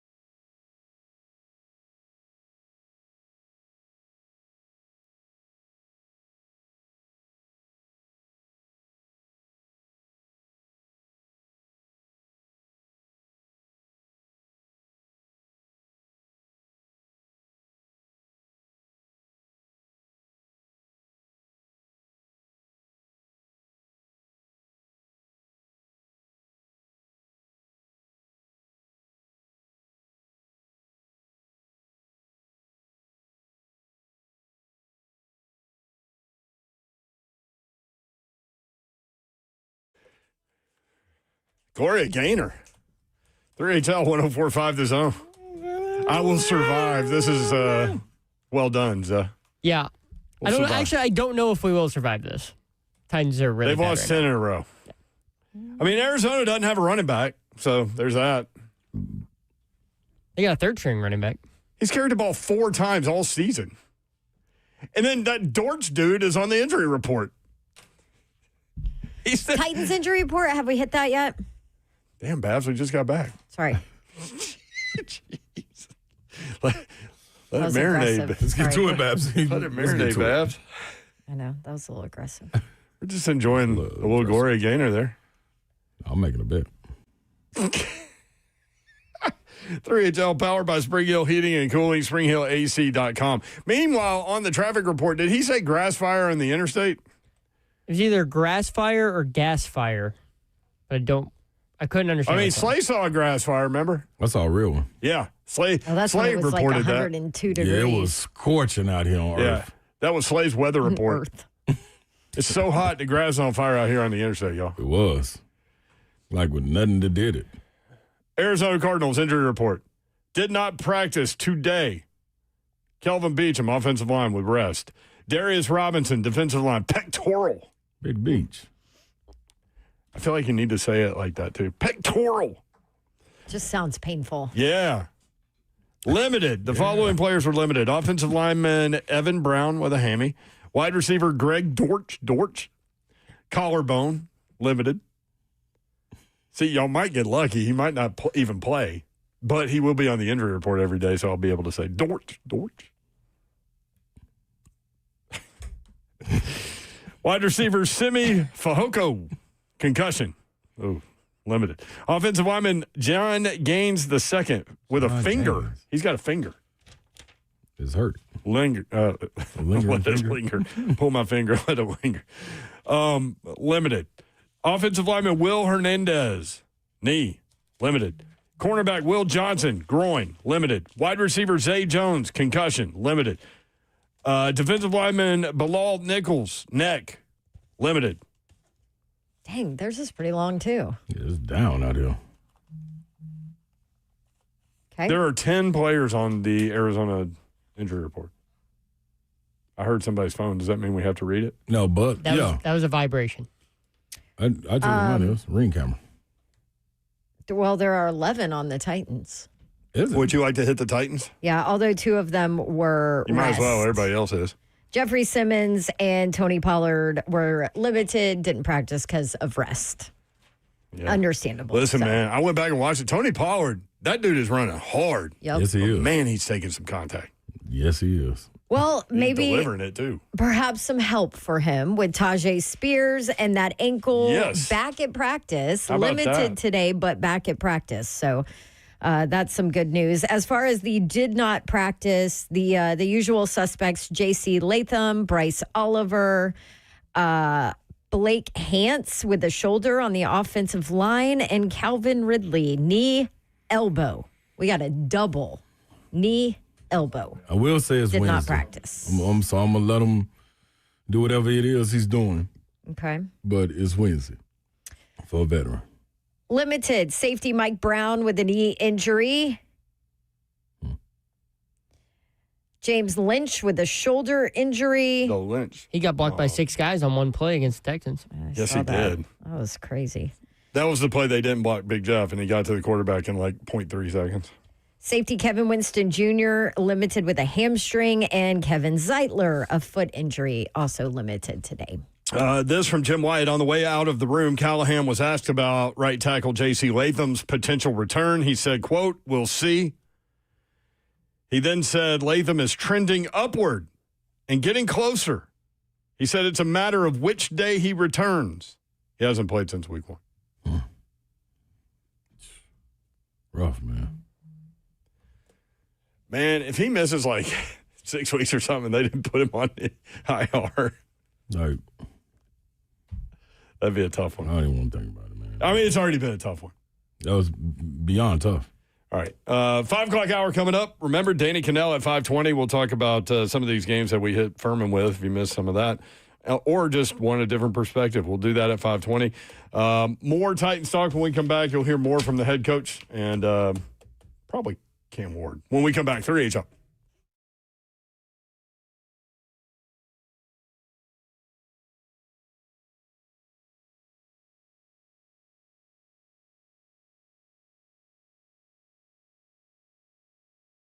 United Structural Systems, these guys are a foundation repair and waterproofing company that have been serving Middle Tennessee since 1994, and they do an incredible job. Foundation repair, waterproofing. If you need questions about any of those things, or maybe you're experiencing some issues, United Structural Systems is the company. USSTN.com is the company. Give them a call, 615-488-7855. When it comes to large home repairs, a lot of times homeowners pretend you don't see the warning signs. Maybe you're afraid of what you're going to hear. This is especially true with waterproofing and foundation repair. It could be something big that needs to be fixed. It could be a small problem now that will become bigger, or it could be nothing. Bottom line is you don't know what you don't know, and you certainly don't want to be sold something that you don't need. You need peace of mind. And at United Structural Systems, they are the company to give you just that. Again, USSTN.com is the website. More than 30,000 100% satisfied residential customers, and they can do great work for you. Homeowners trust USS. USS, keeping homes dry and stable. We guarantee our best. Call USS 615-488-7855. That's 615-488-7855. USS, serving Middle Tennessee, Southern Kentucky, and Western Kentucky. Online, USSTN.com.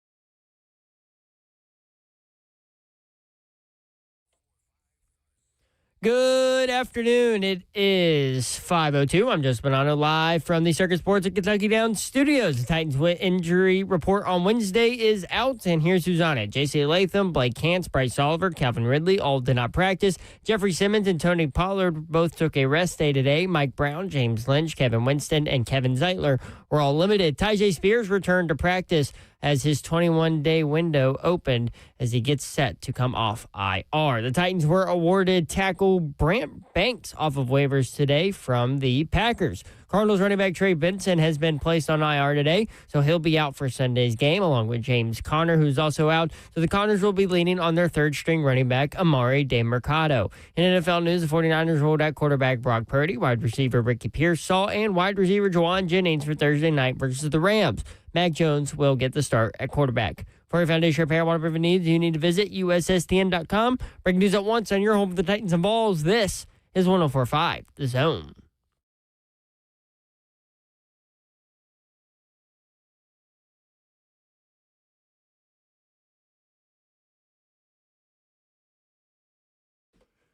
HL powered by Spring Hill Heating and Cooling, springhillac.com. If you have any HVAC questions or needs or concerns, these are your guys, springhillac.com. Brent Doherty with you on a beautiful day in the Music City. Babsy, what's going on over there? How are you? What up? I'm here. Babsy. Happy Wednesday, everybody. She's here. Happy Wednesday. Say, dog, what are you doing? Hey, I ain't doing nothing, making a couple little bets, to get my stuff out the way so I can go and live life. You getting off that water diet? Yeah, I'm getting off this weekend. It's light, too. Guess what it is? It is light. It's good, but it's light. Ain't nothing but a something leg. Oh, yeah? Cooler daddy something leg coming through. For NFL or college? No, this is college. I do NFL on Saturday nights. Okay.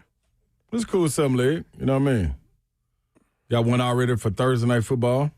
Got that ready to go. Yeah, I'm in here. I feel pretty good about this, too. Okay, good. Come on, Vanderbilt, Florida. little tease there. Yeah.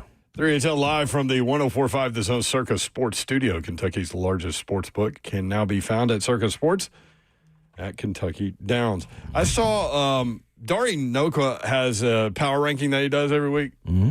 So I was going to run this by you and see like how off we might be from him. Okay. And then I thought maybe we should do one. Huh. Little power ranking. Who does he power rank? Like top SEC? 25 or No, just SEC? SEC? Mm-hmm. You ready? Let's do it. What's his power rank? I don't know. This is power ranking. Dari's power ranking. 1 to 16. Here you go. No, okay. In terms of power. I'm saying, who's his one? What are you doing? Are you going? Would you rather me start at 16 and work my way up? They do all 16?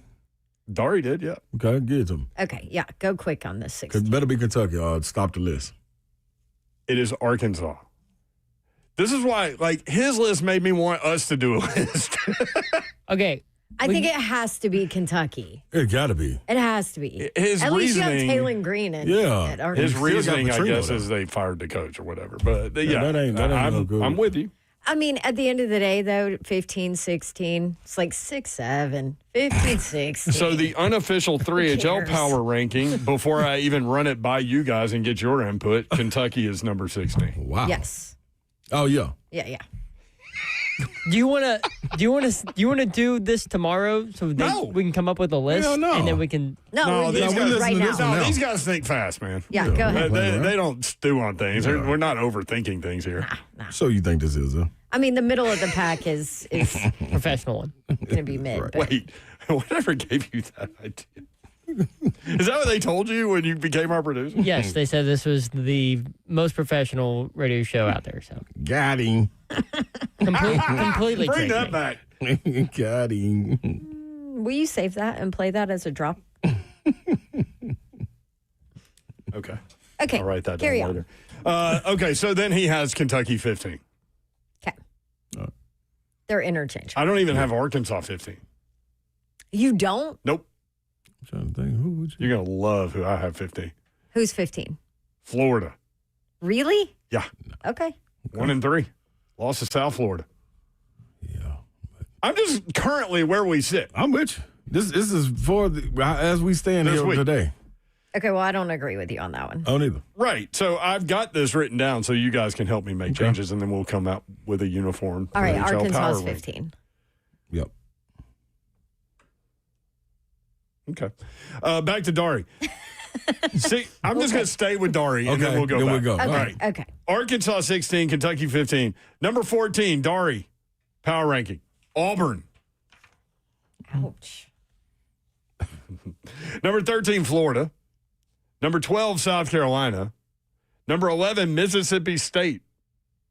I don't agree with that one. One loss I don't agree with that. in overtime against a top 15 team. That means he doesn't think as highly of Tennessee. Right. Number 10, Texas. 10. Yeah. Number 9, LSU. Number 8, Missouri. Number 7, Tennessee. This one I have a big problem with. 6, Texas A&M. Mm, You're going to love where I have Texas A&M if you guys are and I can't wait to do this. okay. 6, Texas A&M. Vanderbilt, number 5. Your reactions. Oklahoma, number 4. Okay. 3, Georgia. 2, Ole Miss. 1, Alabama. Number 1, Alabama. We're gonna know a lot after this week, man. All right, so for me, I'll just tell y'all, and then we can do this during a break or something. There's gonna be a lot of movement after this weekend, then. Oh, Yeah. yeah. If that's the case. All right, so the way I wrote it down in pencil, not really, but might as well be. I've got number 1, Texas A&M. Undefeated, Marcel Reed. Let's go. Nobody talking about him. You got A&M number 1, power Yeah. rankings. They're going to win this Today. week, too. Yep. Number 2, Ole Miss. Number 3, undefeated Oklahoma. Number 4, Alabama. There's so much debate with all this stuff. Yeah, plenty. Number 5, Vanderbilt. Number 6, Georgia. Number 7, Tennessee. So I did agree with Dory on that one. Number 8, Texas. Mississippi State at 9. Then Missouri, even though they're undefeated. Texas, Sorry, Miss State. Missouri. And who? Yeah, Missouri 10. What? You're crazy. Have you seen their running back? Yeah, he's great. Hardy. Yeah. Love them. Who's better, the running back Hardy or the entertainment option Hardy? Running back right The now. country music guy. Running back. I mean, they're both pretty elite. This is true. Dev's We should ask Canel that. Number 11, LSU. I've got Auburn 12. Thank you. You're welcome. South Carolina 13. Mm-hmm. I had Arkansas 14. Y'all already want to move them to 15. So that would put Florida 14 currently before you guys get a hold Who of was this 11, sheet. 12, 13? 11 LSU, 12 Auburn, 13 South Carolina. 14 Florida, 15 Arkansas, 16 Kentucky. Well, we can all agree that Kentucky's 16. Right? Yes. Even Kentucky fans will tell you that. Yeah. You know, they scored first against South Somebody Carolina, said, too. what kind of list is this? Power rankings in the SEC. Yeah. Basically ranking your teams. Not defined either. There's no definition. Power rankings as in Whatever we want. whatever. Power rankings are typically how they are at that moment. Yeah. Right. Yeah. That's true. Yeah. Good call, Zeph. So Kentucky's 16. Slay and I say you are incorrect on Florida being 15, that Arkansas needs to be there. Mm-hmm. Yep. So you guys 2-1. So Florida, so Arkansas's 15. Mm-hmm. Does that make Florida 14? Yes. Yes. Okay. So we're good on that. How do you go South Carolina, Auburn, LSU? Who's South Carolina is the worst of those three, is where I put it. okay? So 13. Yep. So that's 2 votes for them there. Yep. We go with Auburn 12, or you want to sneak LSU there? No, I'm cool with Auburn right there. LSU's they're- definitely over Auburn right now. Yeah, They right are. now, today. We I talking about hate today. it, but Yes. they are. So Yeah, we're talking LSU at about 11, or is Yep. LSU better than Mississippi State or Missouri or Texas? LSU is, yes. LSU better than Mississippi LSU's State. better to me. than Mississippi State. I would switch 9 and 11. So Mississippi State 11. Yep. No. Yes, Mississippi State 11. So what do we do with Missouri then? Because you guys Missouri disagree. needs to be higher. You like them higher? Over who, though? Do you want to put them above Tennessee? I would put them above. I would certainly put them above Texas. Maybe Tennessee. So Texas's only loss is to number one on the road in a one-score game. Yeah, but you're talking about looking at these teams. Who else did they play? I put Mizzou over Tennessee. They've also not played anybody else. Yeah, scheduling Texas, Yeah, they haven't played anybody other than Ohio State. Ohio State would wax Missouri. Yeah, it wouldn't be a question. In Columbus? I can't put Mizzou, and I love Mizzou. I just can't put them over. I can't put them over. So that's 2 votes Mizzou at 10. So you're stuck there, Babs. I put them 10. Okay. Mississippi State and LSU switching. Yeah, so LSU 9. Then Texas at 8, Tennessee at 7. We good there? I put Georgia ahead of Tennessee because they won straight up in Knoxville. Okay.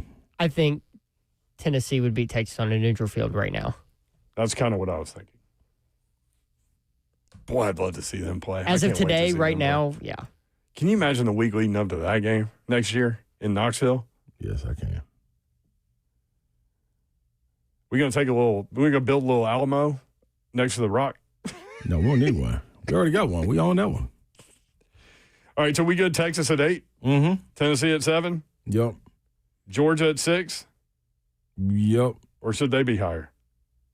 Over who, though? Yeah, that's right. Who are over you gonna, Who are you going to put them over? That's right. the thing. That's fair. With where teams are playing right now, you can't put them over. Now, this might be a different conversation on Monday. It's going to be a different conversation. I mean, it definitely will be. But just even looking at 1 through 6 with Vanderbilt. Yeah. What happens, learn a lot. What happens does in Vanderbilt look like? Yeah. Like, what do they look like? So currently, would you have Vanderbilt at 5? Probably. Yeah, I'm cool with them right now. Okay, so top 4. How do you do the top 4? With Texas A&M, Ole Miss, Oklahoma, and Alabama, who's number 1? I would put Ole Miss. I put Ole Miss 1. You put A&M, but I would put Ole Miss. That's 1. 2 votes to 1 on that one. So put Ole Miss 1. Would Alabama be 4 because of the loss of Florida State? We're talking about right now, and right now I think they're playing their best football. Yeah, but it's right now based on the whole season. But it's based on what they've done. Yeah. They still have a loss to FSU, who just lost to Virginia. I got A&M second. Ole Miss, A&M. Alabama at 3. and Bama. And Oklahoma is so hard because you just don't know what. With Mateer, him being out. But currently, right now, they haven't played a game without him, so it doesn't matter. So stay right there. They're undefeated. I'll put him at 3. And then Alabama at 4? Yep. All right, Zeph, we need to release this. I'd probably put Oklahoma at 2, but I'm not going to win this battle anyway. I mean, just not because. It's 2 to 1. Yeah. I get it. That win over Notre Dame on the road was huge. But it's just, it's hard with not knowing what's if coming. Mateer. Right. Yeah. All right, Danny Canel coming up. We'll talk some more college football with him next. 3HO.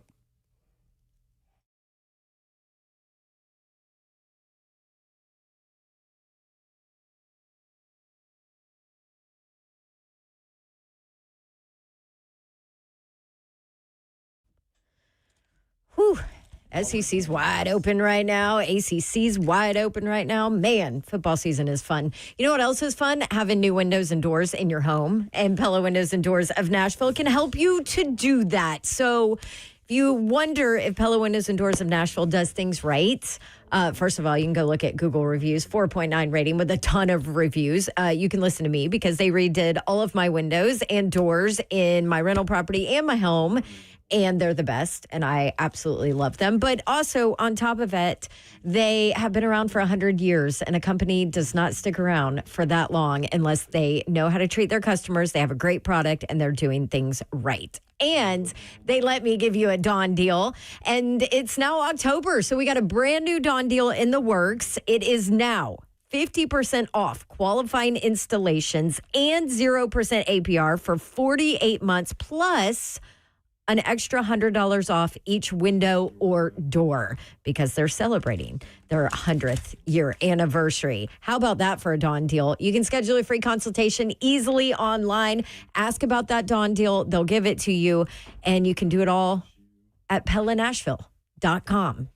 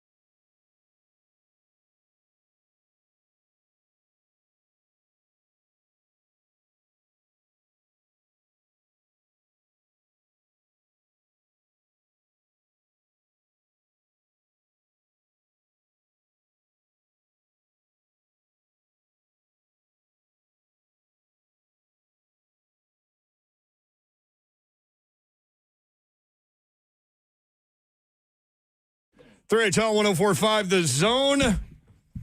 Powered by Spring Hill Heating and Cooling, springhillac.com. Don Davenport has a prize closet, and that thing is opening up at the end of this conversation. Yes. What am I giving away? Stand by. What you giving away, Babsy? Oh, it's for tomorrow night at Bridgestone. Lainey Wilson tickets. Whoa. A pair of last chance tickets to see Lainey Wilson. She'll be great. Don't call right now after we chat with this fabulous guest that we have. Then we will give those away. Danny Canel, thanks to our friends at Bet Online, joins us. Check out betonline.ag for updated college football playoff, Heisman, and college football week 6 lines. Danny, usually Don Davenport's not here when we talk with you. I know, and this just made my day because I'm able to be blessed by the greatness of Don. You know, I am in studio oftentimes, and I see a whole bank of TVs, and I try to tell, like, my colleagues when I see Dawn on the sidelines, like, hey, I know her. And they're like, oh, when was the last time you talked to her? And I'm like, well, it's been a while. Like, I don't actually talk to her anymore. So, like, it's a privilege and an honor to get to be graced with your presence, Dawn. I'm thrilled to get to talk to you. Yeah. By the way, anybody that doesn't know Canel, that was laced in sarcasm. But well done. Hey, I have missed you. Hey, I'm sure you've been seeing me on some of these ACC games. I'm over in your conference.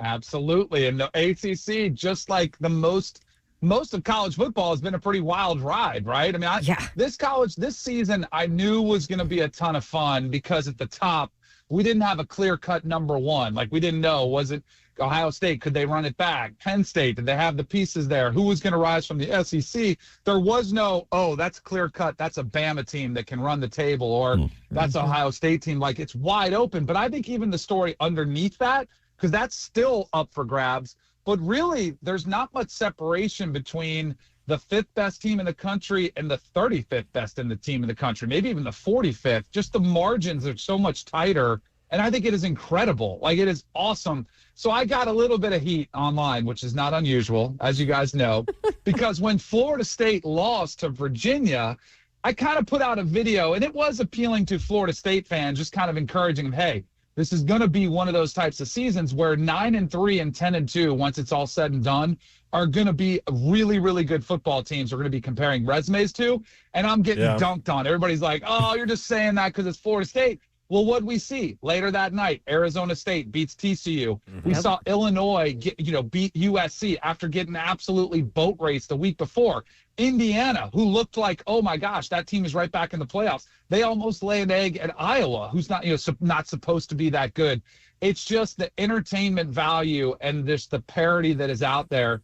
I think it's great for the sport. I think it's been something we've all talked about for 15 years. Like, how do we get parity? Well, it's finally here, and I think it's awesome. Well, speaking from that's a big part of it. Speaking from a betting perspective, you mentioned that Indiana-Iowa game. I had Iowa plus 5.5. Indiana had a 7-point lead. The quarterback runs straight for the end zone. Clock strikes 0 when he's at the 20-yard line. He keeps going for like 5 more seconds to take a safety and take the game inside the 5.5 and make it a winner.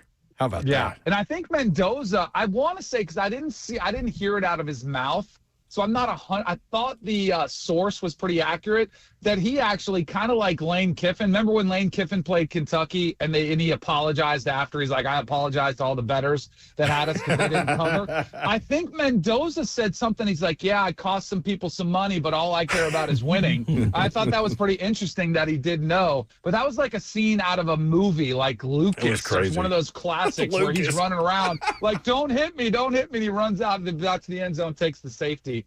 That was definitely that was one of those $1 million swing type plays. There were probably a lot of people that were on Indiana's side. I didn't anticipate a Lucas reference today, but that was a great film. It was one of the Coreys. Corey Haim, maybe? I don't know. Yes, it was.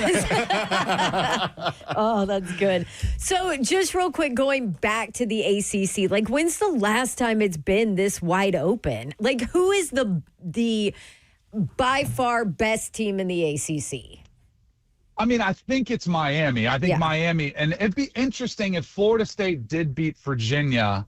Like, what would the point spread be? I still think Miami probably would have been a 1.5-point favorite, and then you put 3 points for the field. They're still a better roster than than Florida State is. So I do think Miami gets the nod for the best team in the ACC.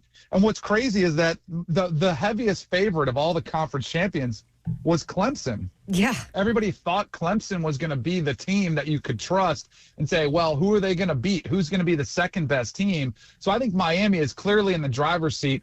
I do think Florida State is very much in the conversation. That was a really tough loss. And it actually, I think it adds a little spice to this matchup because it feels like Florida State has so much at stake now. Like if you lose this game, you drop to 0-2 in conference. Oof. Like the chances of you making the ACC championship game get that much slimmer. So all of a sudden you're like, well, man, now we do have to rely on resumes. And how is that going to stack up against a 9-3 SEC team? I'm just bracing myself for the amount of angst. Like I'm going to have to take on. It's going to be like me and Jon Snow when he's taking on all of the White Walkers there. Like I can imagine if I'm having to defend Florida State's resume. But like Louisville is undefeated quietly. Like they play Virginia this week as a 6.5-point favorite. Like I still think Miami's at the top. I think Florida State is in the conversation, but there's sort of some unlikely teams. Virginia is, their only loss is NC State on the last play of a game. Chandler Morris throws an interception. So they're in the conversation, but it's kind of been flipped upside on its head.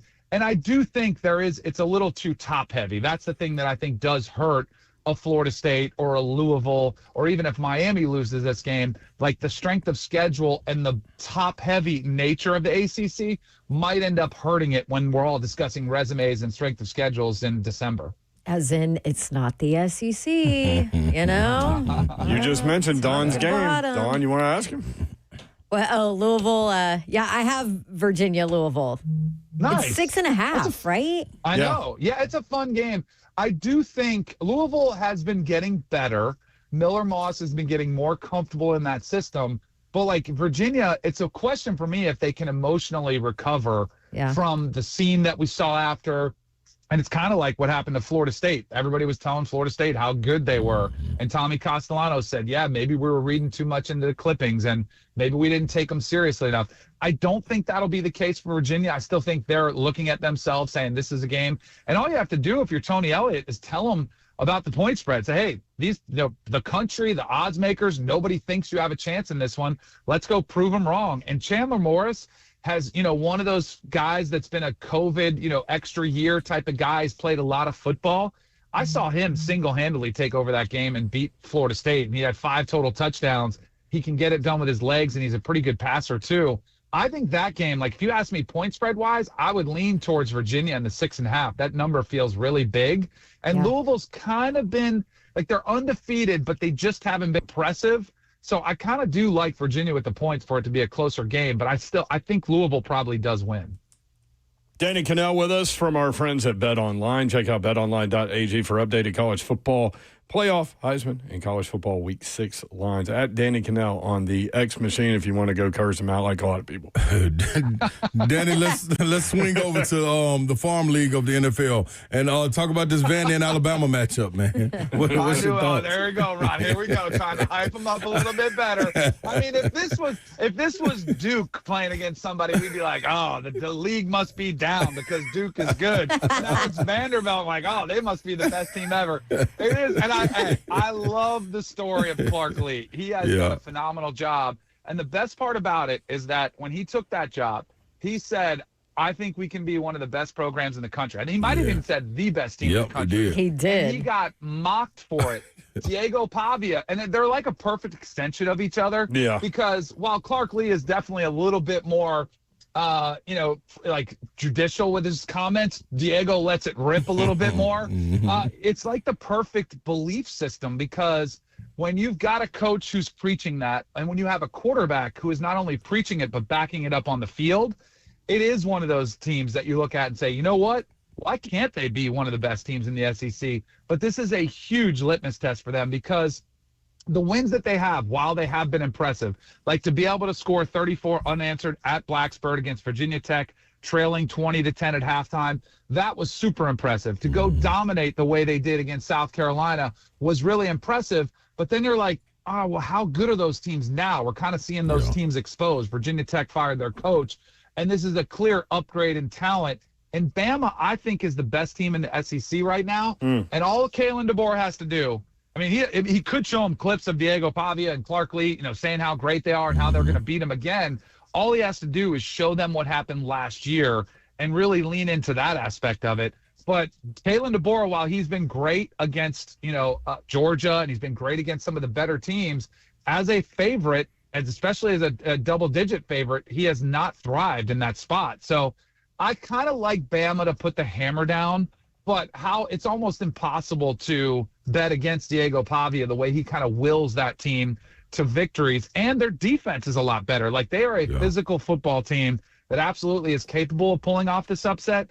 I just think going to Tuscaloosa with what happened last year, I feel like Bama. And by the way, Ty Simpson, he's playing as good as anybody in the country. Yeah. I do think they'll be able to score on Vanderbilt. I like the over. It's probably my favorite in that game. I think there's going to be a lot of points, but I do think Bama kind of puts their foot down and puts an end to this, this run. But I think Vanderbilt will be in the conversation at the end of the year as far as, being in the SEC race, potentially being in the playoff conversation, which is unbelievable to say about a program and the way they've built it up. The fans are excited, as you guys know, being there in Nashville. Like, it's turning into a place that's no longer the laughingstock at all. Vanderbilt linebacker Langston Patterson said this about his mindset for Saturday, quote, "When I get back on the bus, I don't want to be able to feel my shoulder.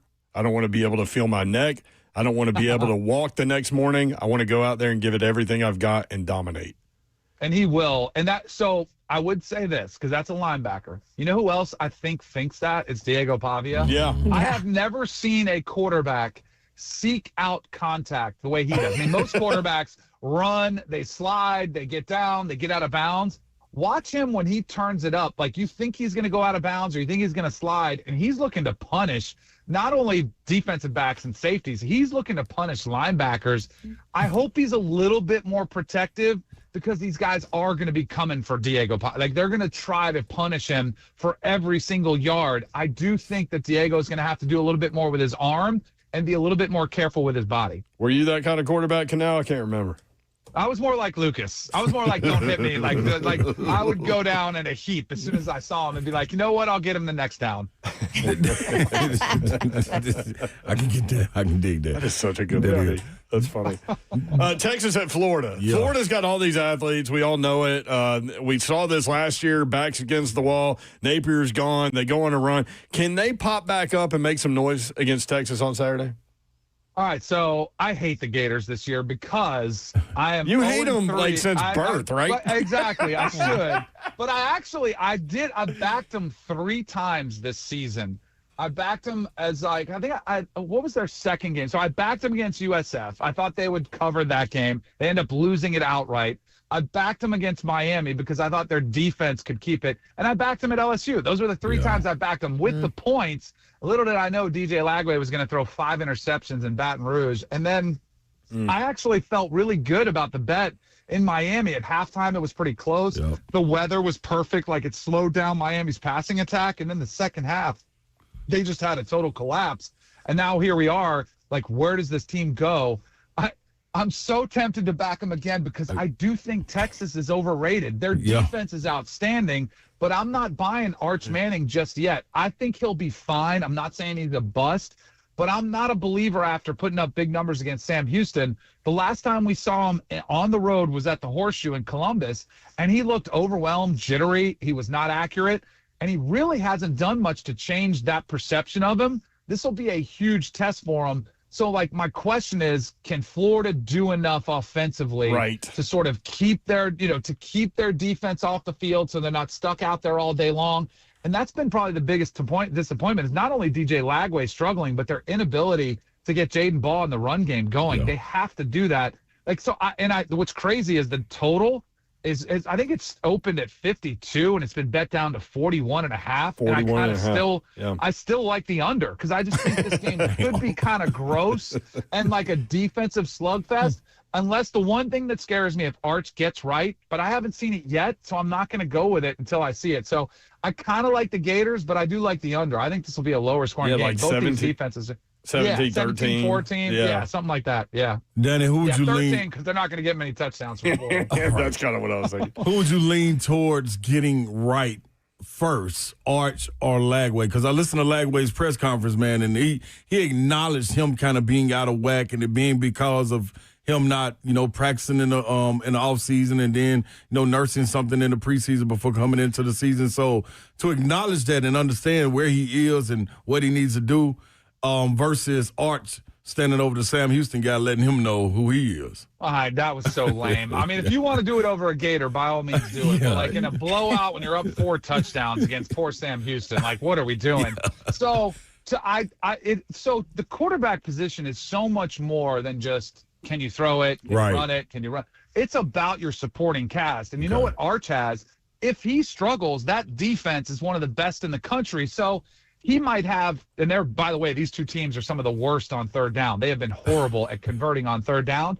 But if Arch has 2 or 3 3-and-outs, his defense probably is going to get stops. And so they're still up, they're still fine. Where DJ, their defense is good enough, but I just worry that he's been put in so many bad positions in long yardage situations. He's trying to press too much, and it just hasn't. So I trust Arch because the supporting cast, the defense is better. C.J. Baxter, their run game has been a little bit better. So I do trust Arch to get it figured out before DJ. I do wonder, though, if a bye week, by the way, he was walking in a boot again, DJ Lagway was. Yeah. But I wonder if a bye week getting healthy and finally kind of getting a chance to catch his breath, I wonder if that helps him.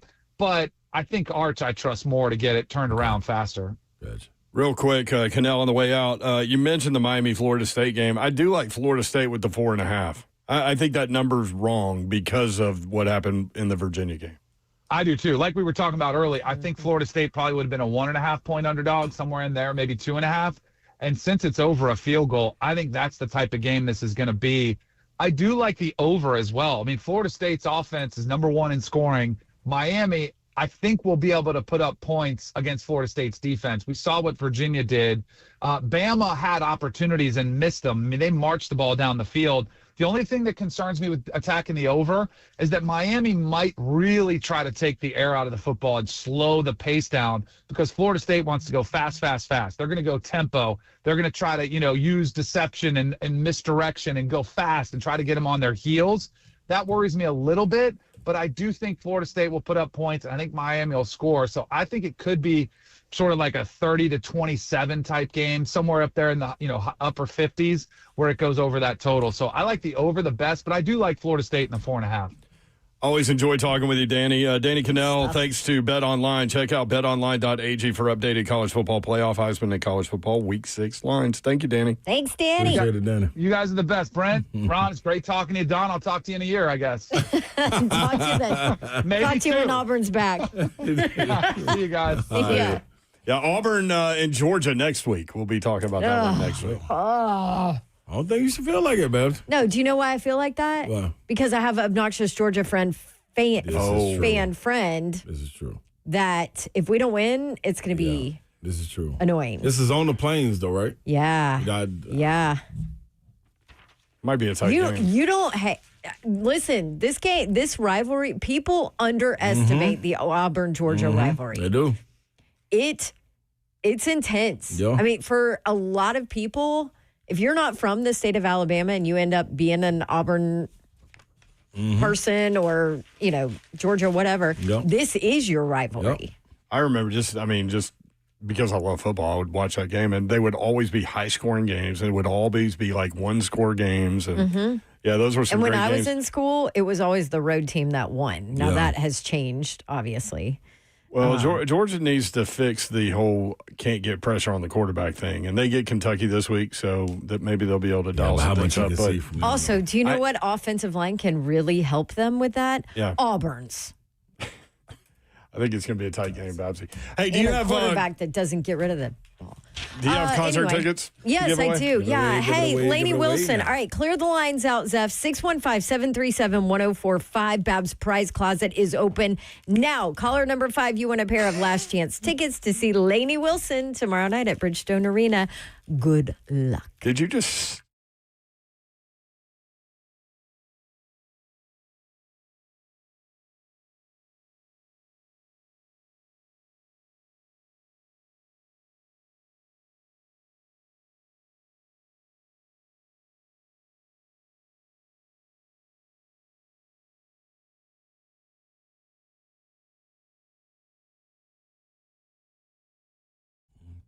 Parents out there, listen, I understand your time is precious and health is priceless. So, Medical House Calls, they do everything you can to make your life a little bit easier. That's right. They offer primary care personalized just for you, with plans that fit your primary care need and different price points as well.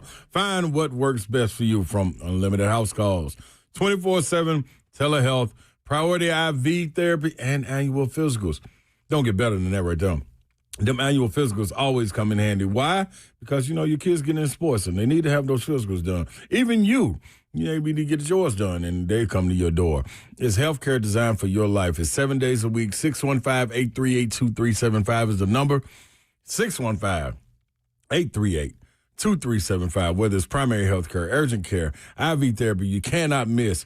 Have it right there waiting for you at the door. No need to run out the house to say it's an emergency. The emergency comes to you. Get to it, medicalhousecalls.com.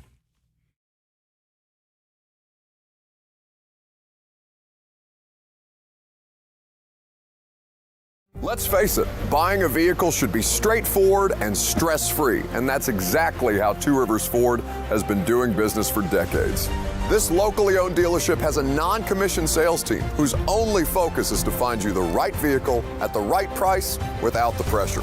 So you'll actually have a fun car buying experience. Great prices, easy financing, and a non-commissioned sales team. Two Rivers Ford, the South's most trusted Ford dealer.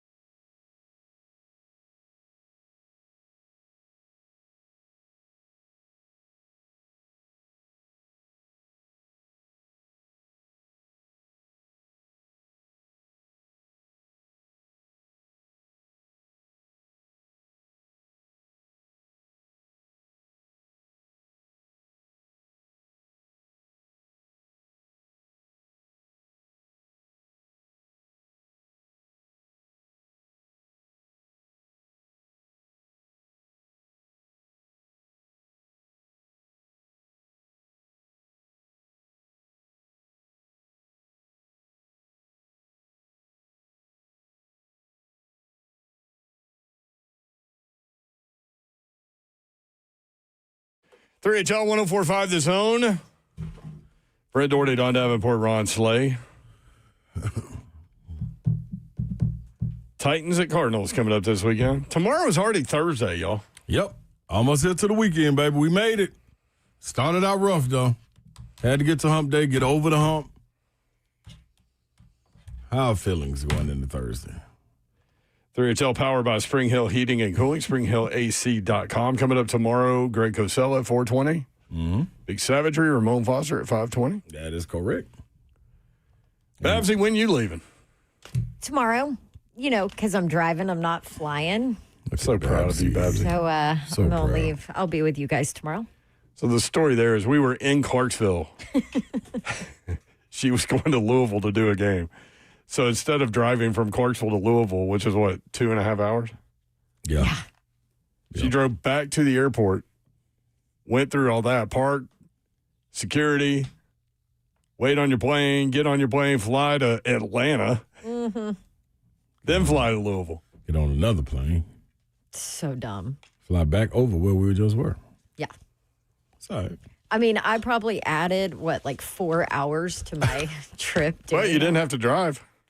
Well, I will say, I think that was a busy week, and I had something else out too. And flying, I get a lot of work done when you're flying. But then also, when it's only 2.5 hours, you can, get to the hotel and do a lot of work. It's like you're sitting in Clarksville and Louisville's like, hey, Babs, we're right here. We're right here. No, I'm going to go the other way. Yeah, why are y'all there? Now, also, in my defense, it's not defensible, actually. But you guys know how I am geographically. I'm an idiot. And I did not realize it was that close. Yeah. I mean, hey, I thought Bowling Green State University was in really Kentucky didn't. all the time. You thought Bowling Green? A lot of people did.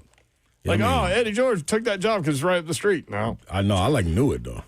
I knew it was there. Yeah. I still kind of need to see it in Ohio to believe that it's really up there. Yeah. I think it's in Kentucky. Still? Yes. What people trying to so. tell me it's not. I know it is. I was dumb. I'm back now. Welcome back, Babs. I'm back, and I will be driving to Louisville and driving home on Saturday night after the game. Getting right on back down. That's right. It'll be a And nice, then I'm calling nice night, too. Vanderbilt volleyball game on Sunday. Babs. I know. She's going to get it, boy. I know. They're playing Arkansas. It'll be fun, though. Speaking of Bowling Green, the Falcons, coached by Eddie George, are 2-3. They've lost 2 games in a row, but they play Toledo at 11 a.m. on October 11th. When is that? That's next Saturday. That is next Saturday. Yep. Is that true? So they have a bye. Mm-hmm. That's not like some midweek game? It's next Saturday. Next Saturday. Tennessee play Arkansas. What should I read to y'all? The 15th annual Tennessee Beer, Wine, and Shine Festival returns Saturday, October 18th, which is the next Saturday, from noon until 5 p.m. Stroll the beautiful grounds of Two Rivers Mansion while sampling more than 90 craft, seasonal, local, and micro brews, plus selections of wine, seltzers, food trucks, a moonshine row, and artisan booths. Proceeds benefit Donaldson Hermitage nonprofit. Sign up for your chance to win VIP tickets at 1045thezone.com/contest. That sounds fun. That sounds fun. Two Rivers Mansion? Like, where is that at? Now, how long that been open? It's up by Two Rivers. It's a big house. Okay. How long has it been open? That's a great question. You're asking detailed stuff, man. I just need to know because I've never heard about the Two Rivers Mansion. I've been here quite some time. You've heard about the Two Rivers Ford. Yes, I heard about Two Rivers Ford and Two Rivers Middle School. I heard about all these things.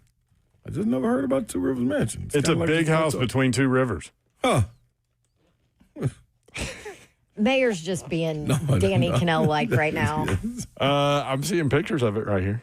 But did you know it before, though? That's what I'm asking. It's on McGavick Pike. No, I didn't. I know. Doesn't know where Two Rivers Middle School is. Yeah. Well, it's there.